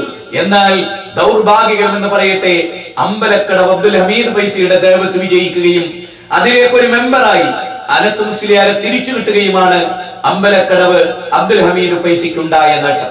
ഇത് തന്നെയാണ് നെല്ലിക്കുത്ത് ഇസ്മായിൽ മുസ്ലിയാർ അദ്ദേഹത്തിന്റെ തൗഹീദ് സമഗ്ര പഠനം എന്ന പുസ്തകം പ്രസിദ്ധമാണല്ലോ. അദ്ദേഹത്തിന്റെ മുഖാമുഖം ഇത് നിങ്ങൾ ഓർക്കണം, 2001 പുളിക്കൽ നടന്നിട്ടുള്ള ഒരു മുഖാമുഖത്തിലാണ് ഇക്കാര്യം നെല്ലിക്കുത്ത് ഇസ്മായിൽ മുസ്ലിയാർ പറയുന്നത്. അല്ലാഹുവിന് പുറമെ നിങ്ങളെ മലക്കുകളും സഹായിക്കുമെന്ന് പറഞ്ഞാൽ അത് കാര്യകാരണ ബന്ധത്തിന്റെ അപ്പുറത്താണ്. അപ്പൊ കാര്യകാരണ ബന്ധത്തിന്റെ പുറത്ത് മലക്ക് സഹായിക്കുമെന്ന് വിശ്വസിച്ചാൽ നിങ്ങളുടെ വാദപ്രകാരം അത് ശിർക്കായില്ലേ? അതുവഴി നിങ്ങൾ മുശ്രിക്കായില്ലേ എന്നാണ് യഥാർത്ഥത്തിൽ നെല്ലിക്കുത്ത് ഇസ്മായിൽ മുസ്ലിയാർ ചോദിക്കുന്നത്. ദൗർഭാഗ്യം എന്ന് പറയട്ടെ, ഈ മൂവർ സംഘം നെല്ലിക്കുത്ത് ഇസ്മായിൽ മുസ്ലിയാരുടെ വിശ്വാസത്തിലാണ് ഇപ്പോഴുള്ളത് എന്ന് നിങ്ങൾ മനസ്സിലാക്കണം. മുജാഹിദ് പ്രസ്ഥാനം നൂറ്റാണ്ടുകളോളം സഹസ്രാബ്ദങ്ങളോളം കാത്തു സൂക്ഷിച്ച തൗഹീദിനെ അടിമുതൽ മുടി വരെ പൊളിച്ചു മാറ്റി സമസ്തക്കാരുടെ കൂടാരത്തിൽ കെട്ടിക്കൊടുത്തവർ ഇതിന്റെ ശത്രുക്കളാണെന്ന തിരിച്ചറിവ് നിങ്ങൾക്കുണ്ടാകണമെന്നാണ് ഈ സന്ദർഭത്തിൽ എനിക്ക് നിങ്ങളോട് സൂചിപ്പിക്കാനുള്ളത്. മടപൂരികൾ നമ്മളിൽ നിന്ന് പിഴച്ചു പോവുകയും നമ്മൾ അവരുമായി വാദപ്രതിവാദം നടത്തുകയും അവർ ആദർശത്തിൽ വിട്ടുപോവുകയും ചെയ്തിട്ട് അവരുടെ വാദമുഖങ്ങളാണ് ഇന്ന് നമ്മൾ അവതരിപ്പിക്കുന്നത് എന്നത് എന്തുമാത്രം ഖേദകരമാണ്. ഇതിൽ നാം ബോധവാന്മാരാകണം. അല്ലാഹു നമുക്ക് ഈ കാര്യത്തെ കുറിച്ച് കൃത്യമായി മനസ്സിലാക്കാനുള്ള തൗഫീഖ് നൽകട്ടെ എന്ന് ഞാൻ പ്രാർത്ഥിക്കുകയാണ്. ഉണരുക മുജാഹിദുകളെ, ഒരു പുതിയ കേരളത്തിന് വേണ്ടി ഉണരുക. ഈ ത്രിമൂർത്തികളിൽ നിന്ന് സലഫി പ്രസ്ഥാനത്തെയും കേരള നദുവത്തുൽ മുജാഹിദിന്റെ നേതാക്കന്മാരെയും KJUവിനെയും മോചിപ്പിക്കാനുള്ള ഞങ്ങളുടെ പോരാട്ടത്തിൽ നിങ്ങളും അണിചേരണമെന്നാണ് ഈ സന്ദർഭത്തിൽ എനിക്ക് നിങ്ങളോട് സൂചിപ്പിക്കാനുള്ളത്. അമാന മൗലവിയുടെ പരിഭാഷ 1-ാം വാള്യം നിങ്ങൾക്കെല്ലാം സുപരിചിതമാണ്. 40 കൊല്ലങ്ങൾക്ക് മുമ്പ് അമാന മൗലവി രചിച്ചിട്ടുള്ള ഖുർആൻ പരിഭാഷയുടെ 1-ാം വാള്യം 2-ാം അധ്യായത്തിന്റെ 3-ാം വചനത്തെ അമാന മൗലവി വ്യാഖ്യാനിക്കുന്നുണ്ട്. എന്താണ് ഭൗതികത? അദൃശ്യം എന്ന് പറഞ്ഞാൽ, ഗൈബ് എന്ന് പറഞ്ഞാൽ ആപേക്ഷികമായ ഗൈബുമുണ്ട്, സാക്ഷാൽ ഗൈബുമുണ്ട്. അള്ളാഹുവിന് മാത്രം അറിയുന്ന കാര്യങ്ങൾ, അള്ളാഹുവിന്റെ നിയന്ത്രണത്തിൽ മാത്രമുള്ള കാര്യങ്ങൾ, അതാണ് സാക്ഷാൽ ഗൈബ്. അത് ആലിമുൽ ഗൈബി വശഹാദ, അദൃശ്യവും ദൃശ്യവും അറിയുന്ന പടച്ച തമ്പുരാൻ. അതിൽ എനിക്ക് ദൃശ്യമല്ലാത്തത് മറ്റു ചിലർക്ക് ദൃശ്യമാകും. അണുവിനെ ഞാൻ കാണുന്നില്ല, ശാസ്ത്രകാരന്മാർ ആധുനിക ഉപകരണങ്ങൾ വെച്ച് അണുക്കളെ കാണുന്നുണ്ട്. വൈറസിനെ നമുക്ക് കാണാൻ കഴിയുന്നില്ല, എങ്കിലും അത് അഭൗതിക ജീവിയല്ല. മലക്കുകളെ നമുക്ക് കാണാൻ കഴിയുന്നില്ല, അത് അഭൗതിക ജീവിയല്ല. അഭൗതികമായ മാർഗത്തിൽ സഹായിക്കാനുള്ള കഴിവ് അള്ളാഹുവിന് മാത്രമേ ഉള്ളൂ എന്നതാണ് നമ്മുടെ തൗഹീദ്. ഒരിക്കലും സമസ്തക്കാർക്ക് തകർക്കാനാകാത്ത, മുമ്പ് നാം കാത്തു സൂക്ഷിച്ച നമ്മുടെ തൗഹീദ് മണ്ണാർക്കാട് വാദപ്രതിവാദത്തിൽ സുലൈമാൻ സഖാഫിയും അലവി സഖാഫിയും പരാജയപ്പെട്ട് എഴുന്നേറ്റ് പോയത് നാം കണ്ടതാണ്. അള്ളാഹു നമുക്ക് ഈ കാര്യത്തെ കുറിച്ച് കൃത്യമായി മനസ്സിലാക്കാനുള്ള തൗഫീഖ് നൽകട്ടെ എന്ന് ഞാൻ പ്രാർത്ഥിക്കുകയാണ്.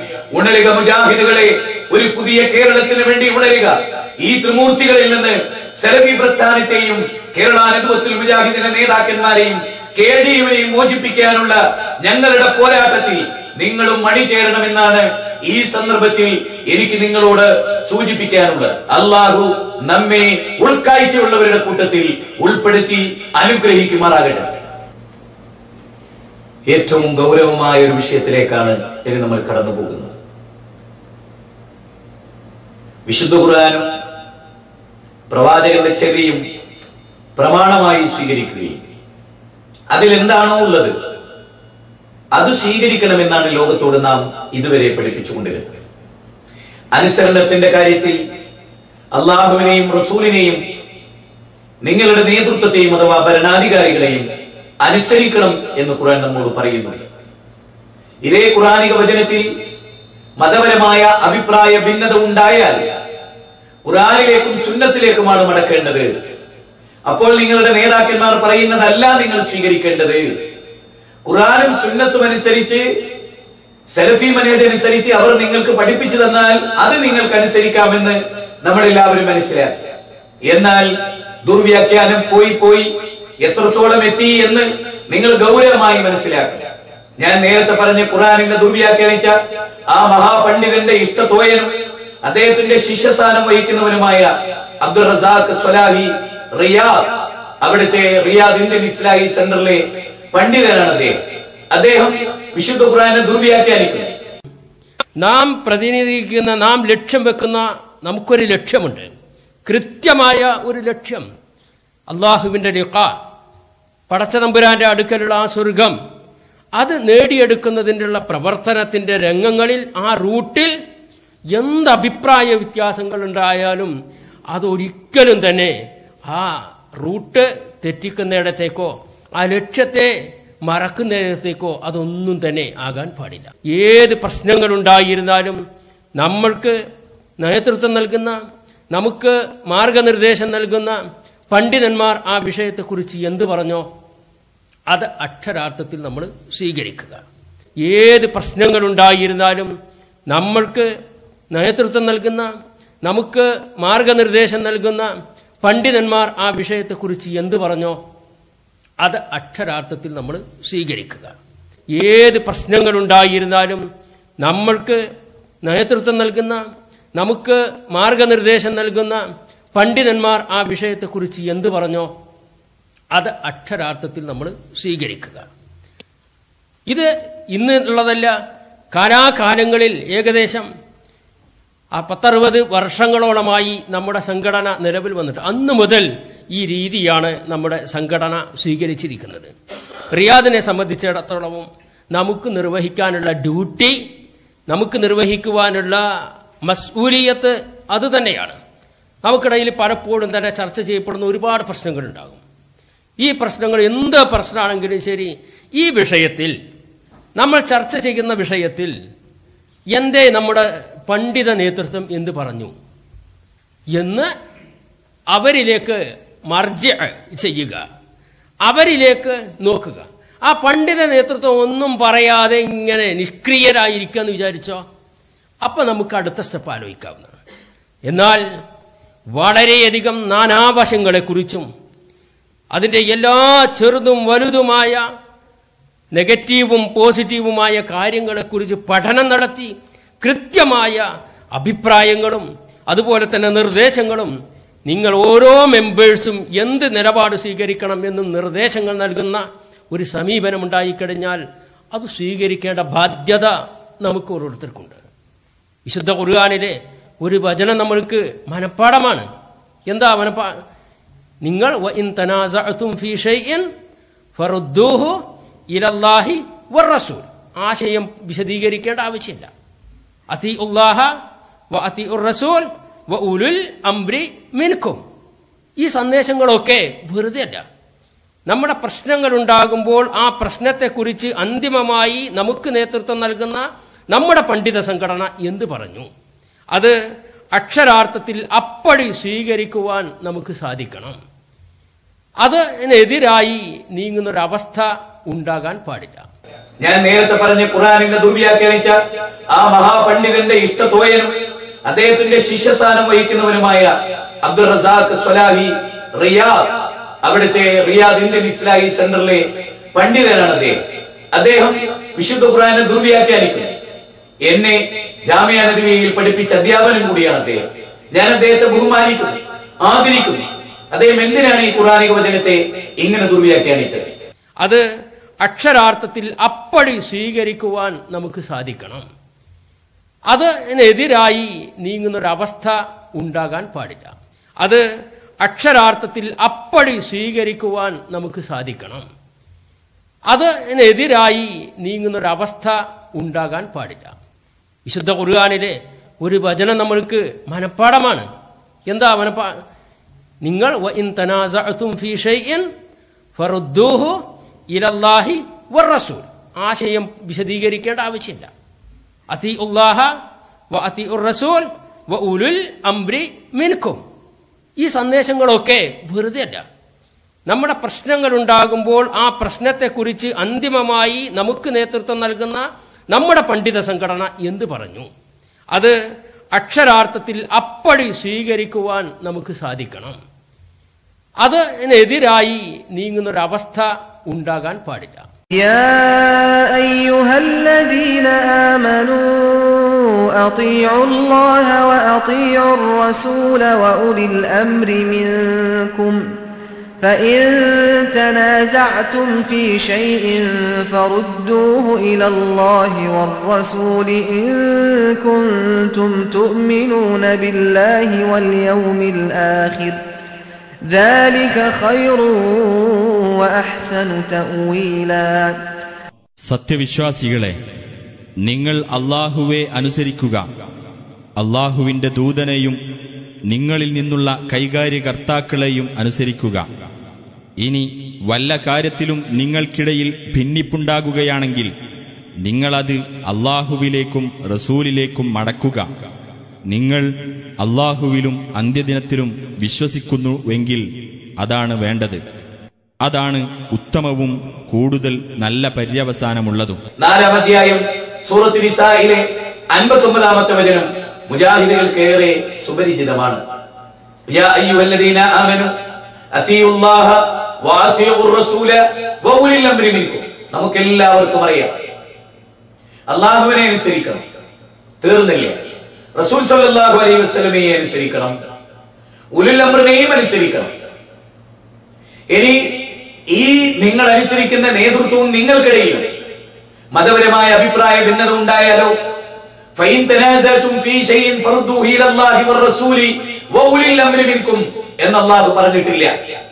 അവിടെ ഖുർആനിലേക്ക് മടക്കുക, സുന്നത്തിലേക്ക് മടക്കുക എന്ന് അല്ലാഹു പറഞ്ഞു. അവിടെ ഉലുൽ അംറിനെ കട്ട് ചെയ്യും. സാധാരണഗതിയിൽ സമസ്തക്കാരാണ് ഉലുൽ അംറിനെയും അല്ലാഹു പറഞ്ഞിട്ടുണ്ട്. അത് മദ്ഹബിന്റെ ഇമാമിങ്ങളാണ്. അതുകൊണ്ട് മദ്ഹബിന്റെ ഇമാമിങ്ങൾ പറഞ്ഞത് തൊണ്ട തൊടാതെ വിഴുങ്ങണം എന്നാണ് സമസ്തക്കാർ ദുർവ്യാഖ്യാനിച്ചത്. അതേ വ്യാഖ്യാനം ജമിയത്തുൽ ഉലമ എടുക്കുന്ന തീരുമാനം നാം ചോദ്യം ചെയ്യാതെ പൂർണ്ണമായി അനുസരിക്കണമെന്നാണ് പറയുന്നത്. ജമിയത്തുൽ നമ്മുടെ പണ്ഡിതന്മാർ കാലോചിതമായി എടുക്കുന്ന തീരുമാനങ്ങളെ ചോദ്യം ചെയ്യാതെ സ്വീകരിക്കണം എന്ന് പറഞ്ഞ് വിശുദ്ധ ഖുർആനിന്റെ വ്യാഖ്യാനം പറയുകയാണ്, അർത്ഥം പറയുകയാണ്. യഥാർത്ഥത്തിൽ അദ്ദേഹത്തിന്റെ വിശദീകരണവും അർത്ഥവും നിങ്ങൾക്ക് കേൾക്കാം. ഞാൻ എന്റെ വകയായി ഒന്നും പറയുന്നില്ല, നിങ്ങൾ ആ ഭാഗം കേൾക്കണമെന്നാണ് എനിക്ക് പറയാനുള്ളത്. വിശുദ്ധ ഖുർആനിലെ ഒരു വചനം നമ്മൾക്ക് മനഃപ്പാടമാണ്. എന്താ നിങ്ങൾ വഇൻ തനാസഅതും ഫീ ഷൈഇൻ ഫറുദ്ദൂഹു ഇലല്ലാഹി വറസൂൽ, ആശയം വിശദീകരിക്കേണ്ട ആവശ്യമില്ല. അതീഉല്ലാഹ വ അതീഉർ റസൂൽ വ ഉലുൽ അംരി മിൻകും. ഈ സന്ദേശങ്ങളൊക്കെ വെറുതെ അല്ല. നമ്മുടെ പ്രശ്നങ്ങൾ ഉണ്ടാകുമ്പോൾ ആ പ്രശ്നത്തെക്കുറിച്ച് അന്തിമമായി നമുക്ക് നേതൃത്വം നൽകുന്ന നമ്മുടെ പണ്ഡിത സംഘടന എന്ത് പറഞ്ഞു, അത് അക്ഷരാർത്ഥത്തിൽ അപ്പടി സ്വീകരിക്കുവാൻ നമുക്ക് സാധിക്കണം. അതിനെതിരായി നീങ്ങുന്നൊരവസ്ഥ ഉണ്ടാകാൻ പാടില്ല. അള്ളാഹുവിന്റെ ഖുർആനിലേക്കും റസൂലിന്റെ സുന്നത്തിലേക്കും മടക്കാനും സച്ചരിതരത്തിനെ എങ്ങനെ മനസ്സിലാക്കിയോ അതുപോലെയാണ് അതിനെ മനസ്സിലാക്കേണ്ടതെന്നും ശൈഖുൽ ഇസ്ലാം ഇബ്നു തൈമിയ്യയും ഇബ്നു ഖയ്യിം ജൗസിയും പ്രഗൽഭന്മാരായ അല്ലാമ നാസിറുദ്ദീൻ അൽബാനിയും ശൈഖ് ഇബ്നു ബാസും ലജ്നത്തു ദായിമയും ലോകത്തിനോളമുള്ള സലഫി സംഘടനകളും ലോകത്ത് പഠിപ്പിച്ചു. അതിനെതിരായി നേതാക്കന്മാർക്ക് അപ്രമാദിത്വം കൽപ്പിക്കുകയും അവർ ചെയ്യുന്നത് എന്തും തൊണ്ടതൊടാതെ വിഴുങ്ങാൻ പഠിപ്പിക്കപ്പെടുന്ന ഒരു സംഘടനാ പൂജ ഇവിടെ വർദ്ധിച്ചു വരികയാണ്. ഈ സംഘടനാ പൂജ നമ്മളെ എങ്ങോട്ടെത്തിക്കുന്നു എന്ന കാര്യം വളരെ ഗൗരവമായി വർഷങ്ങൾക്ക് മുമ്പ് മദീന യൂണിവേഴ്സിറ്റിയിലെ പ്രഗൽഭനായ പണ്ഡിതനും അക്കാലത്ത് ഫസ്റ്റ് റാങ്കോട് കൂടി പാസ്സായ ആളും ഹജ്ജിന് വരുന്ന ആയിരങ്ങൾക്ക് തൗഹീദിന്റെ ശബ്ദം എത്തിച്ചു കൊടുത്ത അഷ്റഫ് മൗലവി മലൈബാരി ഈ കാര്യം പറയുന്ന രംഗം നിങ്ങൾ കേൾക്കേണ്ടതുണ്ട്. പലരും പാർട്ടിക്ക് വേണ്ടി ജിഹാദ് ചെയ്യും, സംഘടനാ പൂജയ്ക്ക് വേണ്ടി ജിഹാദ് ചെയ്യും. അഥവാ സംഘടന വേണ്ടാന്നല്ലട്ടാ, സംഘടന വേണ്ടാന്നല്ല, പിന്നെയോ അത് പൂജയായി മാറാൻ പാടില്ല, അത് പൂജയായി മാറാൻ പാടില്ല. എപ്പോഴാ പൂജയായി ആവാ? അള്ളാഹ് ഒന്ന് പറയുന്നു, റസൂൽ ഒന്ന് പറയുന്നു, സംഘടന മറ്റൊന്ന് പറയുന്നു. അപ്പോൾ സംഘടന പറയുന്നതിന് അംഗീകരിക്കുക, അള്ളാഹ് പറഞ്ഞു റസൂൽ പറഞ്ഞത് തള്ള, അപ്പോൾ സംഘടന പൂജയായി മാറി. അപ്പോൾ എന്തായില്ല? അവന്റെ ജിഹാദ് ഫീ സബീലില്ലായില്ല. ലിതകൂന കലിമത്തുല്ലാഹി ഹിയൽ ഉൽയാ. അതാണ് ഒരാൾ ഒറിജിനൽ മുജാഹിദ് അഥവാ അള്ളാഹിന്റെ വഴിയിൽ ജിഹാദ് ചെയ്ത ആളായി മാറണമെങ്കിൽ എന്ത് വേണം? അവന്റെ അധ്വാനം, അവന്റെ പ്രവർത്തനം, അവന്റെ ദഅവത്ത്, അവന്റെ യത്നം എല്ലാം അള്ളാഹിന്റെ വഴിയിൽ മാത്രം മാത്രം മാത്രം ആയിരിക്കണം. യഥാർത്ഥത്തിൽ ഖുർആനും സുന്നത്തും അനുസരിച്ച് സലഫികളായ ആളുകൾ നമുക്ക് വിശദീകരിച്ചു തന്നത് അത് സ്വീകരിക്കുക എന്നതല്ലാതെ സംഘടന എന്തു പറയുന്നു, സംഘടനാ നേതാക്കന്മാർ എന്തു പറയുന്നു എന്ന് നോക്കി അത് തൊണ്ടുവരാതെ വിഴുങ്ങുന്ന സമസ്തക്കാരുടെ പാരമ്പര്യം നമുക്കില്ല. എന്തു പറ്റി എന്റെ പ്രിയപ്പെട്ട ഗുരുനാഥനും റസാഖ് സ്വലാഹിക്ക് എന്തു സംഭവിച്ചു എനിക്കറിയില്ല. ഇത് ചൂണ്ടിക്കാണിക്കുമ്പോൾ ഇത് സംഘടനാ വിരോധമാണ്, ഇത് ജമിയത്തുൽ ഉലമക്കെതിരാണ് എന്ന് നിങ്ങൾ മനസ്സിലാക്കരുത്. ഖുർആനിനും സുന്നത്തിനും എതിരായി ഈ നേതാക്കന്മാർ വിശദീകരിക്കുമ്പോൾ അത് ചൂണ്ടിക്കാണിച്ച് അതിന്റെ അപകടം പതിയിരിക്കുന്ന മേഖല നിങ്ങൾക്ക് പഠിപ്പിച്ചു തന്ന് അതിൽ നിങ്ങളെ മോചിപ്പിച്ചതാണോ ഞങ്ങൾ ചെയ്ത തെറ്റ് എന്ന് നിങ്ങൾ ഓർക്കണം. അഷ്റഫ് മൗലവിയുടെ ക്ലിപ്പിംഗ് നിങ്ങൾ കേട്ടുവല്ലോ. ആ ക്ലിപ്പിംഗിന് ശേഷം കേരളത്തിൽ എല്ലാവരാലും അംഗീകരിക്കപ്പെടുന്ന ഇതര മത സമൂഹങ്ങളിൽ ഉജ്ജ്വലമായി പ്രബോധനം നടത്തിയ നിച്ച് ഓഫ് ട്രൂത്തിന്റെ ഡയറക്ടർ എം അക്ബർ സാഹിബിന്റെ വാചകം കൂടി നിങ്ങൾ ഇത്തരുണത്തിൽ കേൾക്കണം. പരിശുദ്ധ ഖുർആനെയും തിരുസുന്നത്തിനെയും സലഫു സാലിഹുകൾ മനസ്സിലാക്കിയതുപോലെ മനസ്സിലാക്കുക എന്ന മെത്തഡോളജിയാണ് സലഫികളുടെ മെത്തഡോളജി. അത് സ്വീകരിച്ചാൽ മാത്രമേ ഒരാൾ സലഫിയാകൂ. അതല്ലാതെ ഞാൻ സലഫിയാണെന്ന് അവകാശപ്പെട്ടത് കൊണ്ട് സലഫി ആയിക്കൊള്ളണമെന്നില്ല. ആരെയും സലഫികൾ എന്നുള്ളത് ഏതെങ്കിലും പ്രസ്ഥാനത്തിന്റെ പ്രസിഡന്റും ജനറൽ സെക്രട്ടറിയും ആകുന്ന ആളുകൾക്ക് പറയുന്ന പേരല്ല, ഒരു മെത്തഡോളജിയുടെ പേരാണത്. നമ്മൾ മനസ്സിലാക്കണം. ആരെയും സലഫികൾ എന്നുള്ളത് ഏതെങ്കിലും പ്രസ്ഥാനത്തിന്റെ പ്രസിഡന്റും ജനറൽ സെക്രട്ടറിയും ആകുന്ന ആളുകൾക്ക് പറയുന്ന പേരല്ല, ഒരു മെത്തഡോളജിയുടെ പേരാണത്. നമ്മൾ മനസ്സിലാക്കണം. നമ്മുടെ ദൗത്യം നിർവഹിച്ച് മുന്നോട്ട് പോകും. നമ്മുടെ ദൗത്യം എന്താണ് എന്ന് 14 നൂറ്റാണ്ടുകൾക്ക് മുമ്പ് തീരുമാനിക്കപ്പെട്ടിരിക്കുന്നു. ആ ദൗത്യം നിർവഹിച്ച് മുന്നോട്ട് പോയി കഴിഞ്ഞാൽ ഈ കൺഫ്യൂഷൻ ഒന്നുമില്ല. അവിടെ സലഫി അല്ലെങ്കിൽ ജമാഅത്ത് അതല്ലെങ്കിൽ സൂഫി ഇങ്ങനത്തെ അഭിപ്രായ വ്യത്യാസങ്ങളല്ല പ്രശ്നം. മറിച്ച് എന്റെയും നിങ്ങളുടെയും ജീവിത വീക്ഷണം എന്താകണം? ഞാനും നിങ്ങളും എങ്ങനെയാകണം? ഞാനും നിങ്ങളും എങ്ങനെ രക്ഷയിലെത്തണം? ഞാനും നിങ്ങളും എങ്ങനെ ഈ ഭൂമിയിൽ ജീവിക്കണം? ഞാനും നിങ്ങളും ഇന്നത്തെ സാഹചര്യത്തിൽ എങ്ങനെ പ്രതികരിക്കണം? നേരത്തെ സുഹൃത്ത് ചോദിച്ച പോലെ are you a Muslim or an Indian എന്ന് ചോദിച്ചാൽ ഞാൻ എന്ത് മറുപടി പറയണം? ആ മറുപടി പറയണമെന്ന് ചോദിക്കുമ്പോ ആ സാഹചര്യം, അവസ്ഥ, ഇതൊന്നും ഒരു മുസ്ലിമിന് നോക്കേണ്ട പ്രശ്നമല്ല. എന്താ കാര്യം? റസൂലുള്ളാഹി സ്വല്ലല്ലാഹു അലൈഹി വസല്ലം മുമ്പേ അത് പറഞ്ഞു തന്നിട്ടുണ്ട്. എന്തായിരിക്കണം മുസ്ലിമിന്റെ വ്യക്തിത്വം ഏത് സന്ദർഭത്തിലുമെന്ന്. ഇതേപോലെ തന്നെ രാഷ്ട്രീയ നിലപാടുകളാണെങ്കിലും സാമൂഹ്യമായ ഇടപെടലുകളാണെങ്കിലും എല്ലാം നമ്മൾ എങ്ങനെയാകണം? ഖുർആനും സുന്നത്തും സലഫുകളുടെ മാർഗവും പിൻപറ്റുക എന്നാണ് നമ്മൾ പറഞ്ഞത്. അതല്ലാതെ നദവത്തുൽ മുജാഹിദീൻ പറയുന്നത് സ്വീകരിക്കുക എന്നോ ജമാഅത്തെ ഇസ്ലാമി പറഞ്ഞത് സ്വീകരിക്കാതിരിക്കുക എന്നോ അല്ല. ഖുർആനും സുന്നത്തും സലഫുകളുടെ മാർഗവും പിൻപറ്റുക എന്നാണ് നമ്മൾ പറഞ്ഞത്. അതല്ലാതെ നദവത്തുൽ മുജാഹിദീൻ പറയുന്നത് സ്വീകരിക്കുക എന്നോ ജമാഅത്തെ ഇസ്ലാമി പറഞ്ഞത് സ്വീകരിക്കാതിരിക്കുക എന്നോ അല്ല. ഏത് പ്രശ്നങ്ങളുണ്ടായിരുന്നാലും നമ്മൾക്ക് നേതൃത്വം നൽകുന്ന, നമുക്ക് മാർഗനിർദ്ദേശം നൽകുന്ന പണ്ഡിതന്മാർ ആ വിഷയത്തെക്കുറിച്ച് എന്ത് പറഞ്ഞോ അത് അക്ഷരാർത്ഥത്തിൽ നമ്മൾ സ്വീകരിക്കുക. ഇത് ഇന്ന് ഉള്ളതല്ല.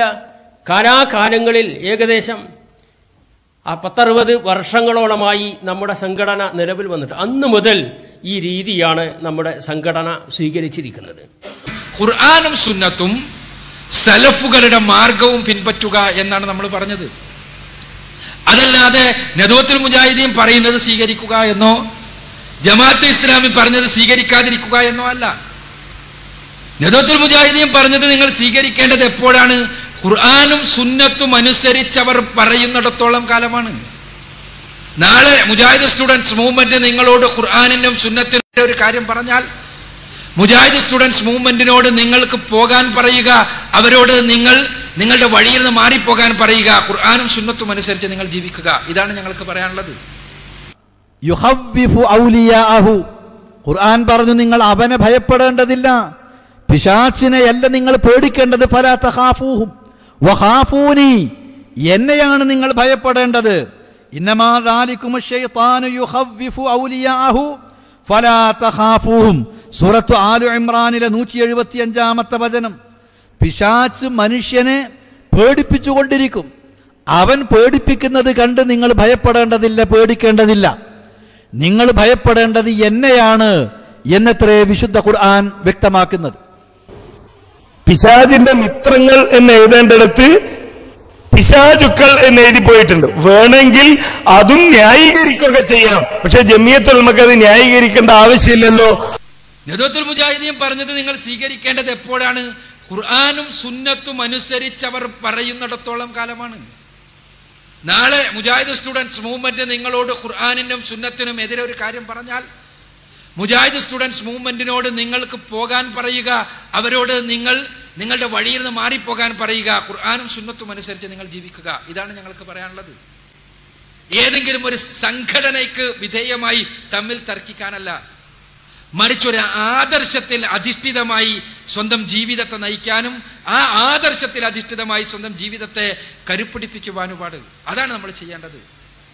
അത് ചെയ്യാത്തത് കൊണ്ടാണ് ആർക്കും പിഴവുകൾ ഉണ്ടായത്. ജമാഅത്ത് ഇസ്ലാമിക്ക് മാത്രമല്ല, ലോകത്ത് പ്രവാചകൻ സല്ലല്ലാഹു അലൈഹി വസല്ലമക്ക് ശേഷം സഹാബിമാരുടെ കാലം കഴിഞ്ഞ ശേഷം ഒരുപാട് വ്യതിയാന പ്രസ്ഥാനങ്ങൾ ഉണ്ടായിട്ടുണ്ട്. എല്ലാവർക്കും ഉണ്ടായ വ്യതിയാനങ്ങൾ ഉണ്ടായതിന്റെ അടിസ്ഥാന കാരണം ഖുർആനിനെയും സുന്നത്തിനെയും സലഫുകൾ മനസ്സിലാക്കിയതുപോലെ മനസ്സിലാക്കാൻ സന്നദ്ധമായില്ല എന്നുള്ളതാണ്. അത് നമ്മൾ മാറ്റിവെച്ച് സലഫുകൾ മനസ്സിലാക്കിയതുപോലെ മനസ്സിലാക്കുക. ചരിത്രത്തിൽ അവർക്ക് സംഭവിച്ച അപകടങ്ങൾ അവർ തന്നെ ഇന്ന് തിരിച്ചറിയുന്നു. നാം പറയുന്നത് ആ അപകടങ്ങൾക്ക് കാരണം ഖുർആനും സുന്നത്തും സലഫുകൾ മനസ്സിലാക്കിയതുപോലെ മനസ്സിലാക്കാത്തതാണ് എന്നാണ്. അത് നമ്മൾ ഉൾക്കൊള്ളുകയും നമ്മൾക്ക് അപകടം പറ്റാതിരിക്കാൻ നമ്മൾ ശ്രദ്ധിക്കുകയും ചെയ്യുക എന്നാണ് എല്ലാവരോടും നമുക്ക് ഉപദേശിക്കുവാനുള്ളത്. അല്ലെങ്കിൽ അല്ലെങ്കിൽ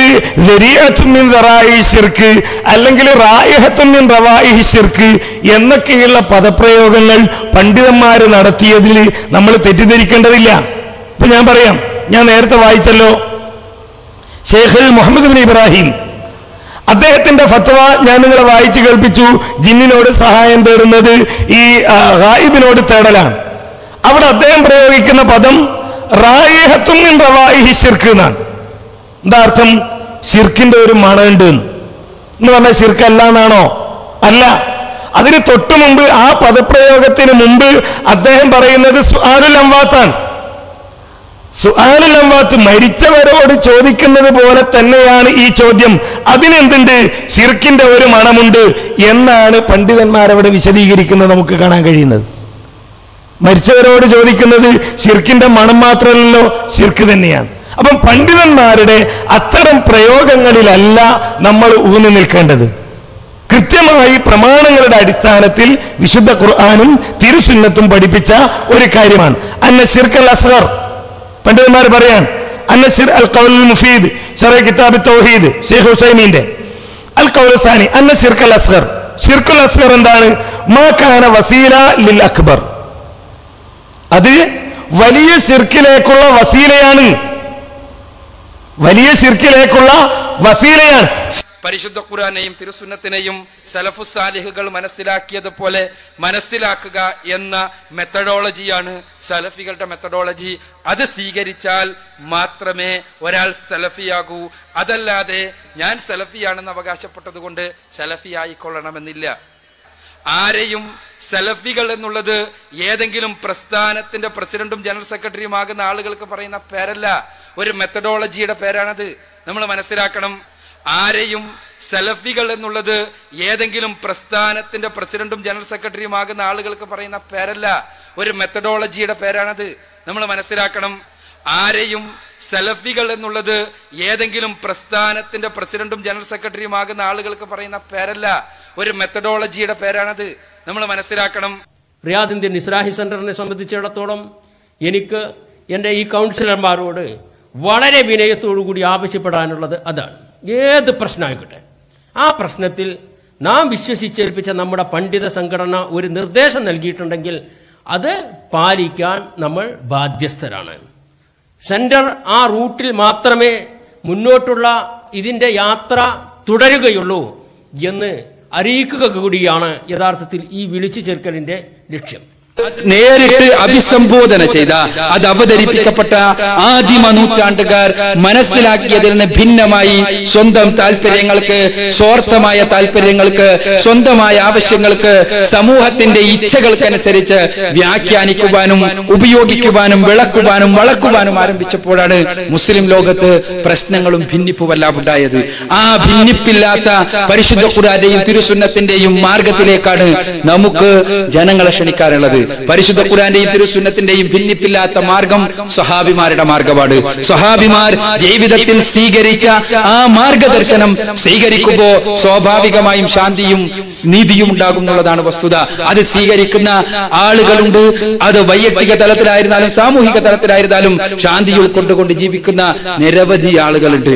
അപ്പോ ഇനി സൂചിപ്പിക്കുവാനുള്ളത്, അതുകൊണ്ട് തന്നെ പരിശുദ്ധ ഖുർആന്റെയും തിരുസുന്നത്തിന്റെയും സലഫ് സാലിഹുകളുടെ വ്യാഖ്യാനത്തിന്റെയും മാർഗത്തിലേക്ക് ക്ഷണിക്കുമ്പോൾ ആ ക്ഷണിക്കുന്ന വിഭാഗത്തെ വേറിട്ട് കാണുകയും അത് ഗ്രൂപ്പായി തീരുകയും ചെയ്യുന്നുവെങ്കിൽ അത് റസൂലുള്ളാഹി സ്വല്ലല്ലാഹു അലൈഹി വസല്ലമയുടെ ഗ്രൂപ്പാണ്. പ്രവാചകന്മാർ മുഴുവനും പഠിപ്പിച്ച ആ ഗ്രൂപ്പാണ്. ആ ഗ്രൂപ്പ് എന്നുള്ളത് സത്യത്തിൽ മുസ്ലിങ്ങൾക്ക് ഇസ്ലാമിലേക്കുള്ള ക്ഷണത്തിന് വേണ്ടിയുള്ള ഗ്രൂപ്പാണ്. അത് ഗ്രൂപ്പായി വേർതിരിയുകയല്ല, മറിച്ച് ഇസ്ലാം എന്താണോ, പരിശുദ്ധ ഖുർആൻ എന്താണോ, തിരുസുന്നത്ത് എന്താണോ പഠിപ്പിക്കുന്നത് അത് അതേപോലെ ലോകത്തിന്റെ മുന്നിൽ സമർപ്പിക്കുവാൻ വേണ്ടിയുള്ള കൂട്ടായ്മയാണ്. ആ കൂട്ടായ്മയെ ഗ്രൂപ്പാക്കി തീർത്തത് സമൂഹമാണ് എന്നുള്ളതാണ് യാഥാർത്ഥ്യം. എല്ലാവർക്കും വിമോചനത്തിന്, മോക്ഷത്തിന്, അത് ഈ പറയുന്ന ഞാനായിരുന്നാലും കേൾക്കുന്ന നിങ്ങളായിരുന്നാലും ആര് തന്നെയായിരുന്നാലും അവരുടെ വിമോചനത്തിനുള്ള, മോക്ഷത്തിനുള്ള മാർഗം പരിശുദ്ധ ഖുർആന്റെയും തിരുസുന്നത്തിന്റെയും പാതയാണ് എന്നാണ് നമുക്ക് പറയാനുള്ളത്. അത് കേവലമായ അവകാശവാദമല്ല. വീണ്ടും പറയട്ടെ, മനുഷ്യരെ നന്നാക്കണമെങ്കിൽ, മനുഷ്യരെ ധാർമ്മികരാക്കണമെങ്കിൽ, മനുഷ്യർക്ക് ആത്യന്തികമായ ശാന്തി നൽകണമെങ്കിൽ, എല്ലാറ്റിലും ഉപരിയായി ശാശ്വതമായ സ്വർഗ്ഗലോകത്തിലേക്ക് പ്രവേശനം ലഭിക്കണമെങ്കിൽ ഖുർആന്റെയും തിരുസുന്നത്തിന്റെയും മാർഗം മാത്രമാണുള്ളത്. ഖുർആൻ പടച്ച തമ്പുരാൻ അവതരിപ്പിച്ചു എന്നുള്ളത് കേവലമായ അവകാശവാദമല്ല. ആ അവകാശവാദത്തെ പരിശോധിക്കുവാൻ പരിശുദ്ധ ഖുർആൻ 14 നൂറ്റാണ്ടുകളായി വെല്ലുവിളിച്ചുകൊണ്ടിരിക്കുകയാണ്. ബിസ്മില്ലാഹിർ റഹ്മാനിർ റഹീം.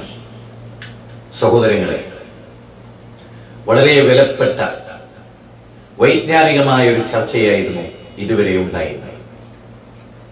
ആദർശ പ്രസ്ഥാനമായ മുജാഹിദ് പ്രസ്ഥാനത്തിൽ എന്ത് സംഭവിക്കുന്നു എന്നതിന്റെ പ്രമാണപരമായ വിശദീകരണമാണ് നിങ്ങൾ ഇതുവരെ കേട്ടത്. ഒരു കാര്യം നാം ഓർക്കണം, നമ്മളിൽ പ്രബോധന സംരംഭങ്ങൾക്ക് സാക്ഷ്യം വഹിച്ച പലരും നമ്മളോട് വിട പറയുകയുണ്ടായി. നാം ഏറെ ഇഷ്ടപ്പെട്ട യുവപ്രബോധകന്മാർ പോലും ഈയിടെ നമ്മളോട് വിട പറയുകയുണ്ടായി. നാം ഏത് നിമിഷവും മരിച്ചു പിരിച്ചു പോകും എന്ന വസ്തുത ഓർക്കണം. നാളെ എന്ത് സംഭവിക്കുമെന്ന് നമുക്കാർക്കും പറയാനാവില്ല. സംഘടനാ പൂജയും വ്യക്തിപൂജയും ചില വ്യക്തികളോടുള്ള വിരോധവും നമ്മളെ അന്ധമാക്കാൻ പാടില്ല. ഈ MT വിഷന്റെ പ്രൗഢമായ ഈ കേസറ്റ് പല കാര്യങ്ങളിലേക്കും നിങ്ങളുടെ ചിന്തയെ നയിച്ചു കൊണ്ടുപോകുന്നുണ്ട്. ഒന്നാമതായി, കേരള ജമിയത്തുൽ ഉലമ എന്ന് പറയുന്ന സംഘടനയെ ഇവിടെ ഞങ്ങൾ ആദരിക്കുന്നു, ബഹുമാനിക്കുന്നു, സ്നേഹിക്കുന്നു, ഇഷ്ടപ്പെടുന്നു. പക്ഷേ അതിനെ ഹൈജാക്ക് ചെയ്ത് മടവൂരികളും സമസ്തക്കാരും പ്രചരിപ്പിക്കുന്ന പ്രചണ്ഡമായ തെറ്റായ വാദങ്ങളാണ് ജമിയത്തുൽ ഉലമയും പ്രചരിപ്പിക്കുന്നത് എന്നത് ഞങ്ങൾക്ക് സഹിക്കാനാവില്ല. ജമിയത്തുൽ ഉലമയെ ദുരുപയോഗം ചെയ്യുന്ന ഈ വ്യക്തികളോടാണ് ഞങ്ങൾക്ക് വിരോധം. അവരോട് ഞങ്ങൾക്ക് പേഴ്സണലായി യാതൊരു വിരോധവുമില്ല. മറിച്ച് ഒരു ആദർശ പ്രസ്ഥാനത്തെ അറിഞ്ഞുകൊണ്ട് ബോധപൂർവം അവർ നശിപ്പിക്കുന്നു എന്നതാണ് ഞങ്ങൾക്കുള്ള വേദന. എന്റെ പ്രിയപ്പെട്ട മുജാഹിദുകളെ, നാം ഇന്നോളം സഹിച്ച ത്യാഗങ്ങളുടെയും പരീക്ഷണങ്ങളുടെയും നീണ്ട നാളുകളെ കുറിച്ചൊന്ന് ഓർത്തു നോക്കൂ. ഈ കഴിഞ്ഞ 12 കൊല്ലക്കാലത്ത് നമ്മുടെ പ്രബോധന ദൗത്യത്തെ കുറിച്ച് നിങ്ങൾ ചിന്തിച്ചു നോക്കൂ. ചരിത്രത്തിൽ തുല്യതയില്ലാത്ത തങ്കലിപികളാൽ ലേഖനം ചെയ്യപ്പെട്ട 2 സാൽവേഷനുകളിലേക്ക് 10,000 ലോകത്തിന്റെ അഷ്ടദിക്കുകളിൽ നിന്ന് കടന്നു വരികയായിരുന്നു.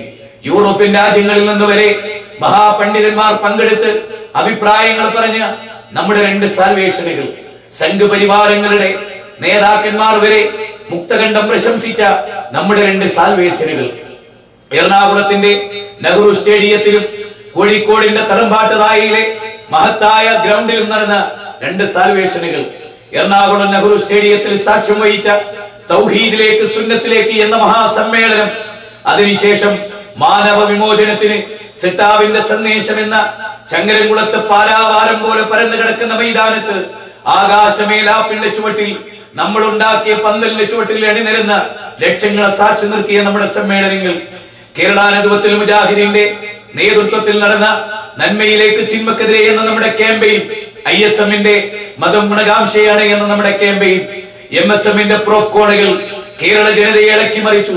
ദി ലൈറ്റ് എക്സിബിഷൻ ചിന്തയുടെ കോളിളക്കങ്ങൾ സൃഷ്ടിച്ചു. ഇതെല്ലാം കണ്ട് അസൂയമുത്ത നമ്മുടെ ശത്രുക്കൾ നമുക്കിടയിൽ കിണഞ്ഞ് പരിശ്രമിക്കുകയും അവരിതാ ഈ മൂവരിലൂടെ നേട്ടം കാണുകയും ചെയ്തിരിക്കുന്നു എന്ന തിരിച്ചറിവ് നമുക്കുണ്ടാകണം. ഈ മൂവരോട് നമുക്ക് പറയാനുള്ളത്, നിങ്ങൾ പഴയ മുജാഹിദ് പ്രസ്ഥാനത്തിലേക്ക് മടങ്ങി വരണം. 2012 തൗഹീദിൽ നിന്നും 2012 ചിന്തകളിൽ നിന്നും നമ്മൾ രൂപീകരിക്കപ്പെട്ട കാലം മുതൽ അല്ല, 1400 വർഷങ്ങൾക്ക് മുമ്പ് പ്രവാചക തിരുമേനി വിട്ടേച്ചു പോയ യഥാർത്ഥ ആശയത്തിലേക്ക് നിങ്ങൾ മടങ്ങി വരണം.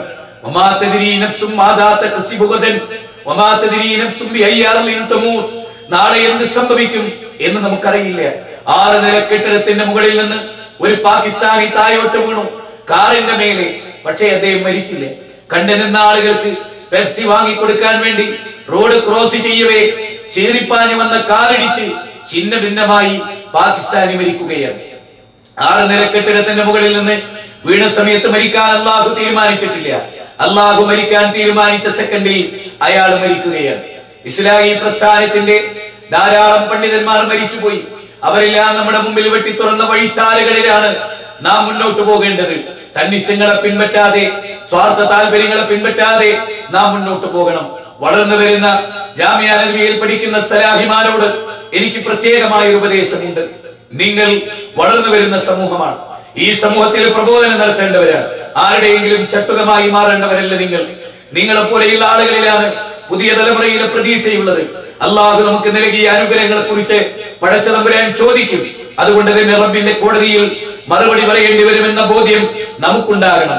ഇന്ന് ജമിയത്തുൽ ഉലമയെ നയിക്കുന്ന പ്രഗത്ഭരായ പണ്ഡിതന്മാരെ, നിങ്ങളേറെ പ്രായമായി, നിങ്ങളോട് ഞങ്ങൾക്ക് സ്നേഹമേ ഉള്ളൂ. നിങ്ങളുടെ കൂടെ ജീവിക്കുന്ന പല ആളുകളും നിങ്ങളെ കൊണ്ട് കളിപ്പിക്കുന്നത് പോലെ കളിപ്പിക്കുകയാണ്. അതേ, നിങ്ങളത് തിരിച്ചറിയണം. നിങ്ങളെ ഞങ്ങൾക്ക് ആവശ്യമുണ്ട്. ജമിയത്തുൽ ഉലമയെയും KNM-നെയും മുജാഹിദുകൾക്ക് ആവശ്യമുണ്ട്. നമുക്ക് മടങ്ങിപ്പോകണം. മഹത്തായ നമ്മുടെ സമ്മേളനം ഇതാ നമ്മുടെ മുമ്പിൽ വന്ന് നിൽക്കുകയാണ്. അതിന്റെ പ്രചരണമായിരിക്കണം നമ്മുടെ മുമ്പിലുള്ളത്. മറിച്ച് ഗ്രൂപ്പ് മീറ്റിങ്ങുകളും അതുപോലെ വാദപ്രതിവാദങ്ങളും മുഖാമുഖങ്ങളിലും ശിർക്കാരോപണവുമായി നമ്മൾ കടന്നുപോയാൽ ഒരു കാര്യം നമ്മൾ ഗൗരവമായി ഓർക്കണം. പണ്ഡിതന്മാരെ, നിങ്ങൾ ഈ ശിർക്കാരോപണം നിർത്തിവെക്കണം. അതുപോലെ നേതാക്കന്മാരെ, നിങ്ങൾ ഈ ശിർക്കാരോപണം ഉപേക്ഷിക്കണം. അല്ലാഹു സുബ്ഹാനഹു വ തആല ഈ MT വിഷന്റെ സംരംഭത്തിലൂടെ നമുക്ക് പുതിയ വെളിച്ചം നൽകുമാറാകട്ടെ. നമ്മുടെ മനസ്സിന് അല്ലാഹു വിശാല നൽകുമാറാകട്ടെ. ഇസ്ലാമിനെ ദുർവ്യാഖ്യാനിക്കുന്ന പണ്ഡിതന്മാരുടെ കരാളാസ്ത്രങ്ങളിൽ നിന്ന് നാം മോചിതരാവുക. അവർ നമ്മെ വഞ്ചിക്കുന്ന മോചിതരാവുക. ഏറ്റവും വലിയ ശത്രുവായ പിശാചിനെ കരുതിയിരിക്കുക. അള്ളാഹു നമുക്ക് ഹക്കും ബാത്തിലും വേർതിരിച്ച് മനസ്സിലാക്കാനുള്ള കരുത്തും കഴിവും നൽകുമാറാകട്ടെ.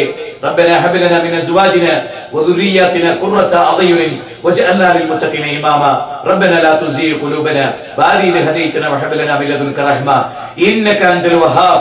اللهم يا مقلب القلوب ثبت قلوبنا على دينك. ربنا آتنا في الدنيا حسنة وفي الآخرة حسنة وقنا عذاب النار. آمين برحمتك يا أرحم الراحمين.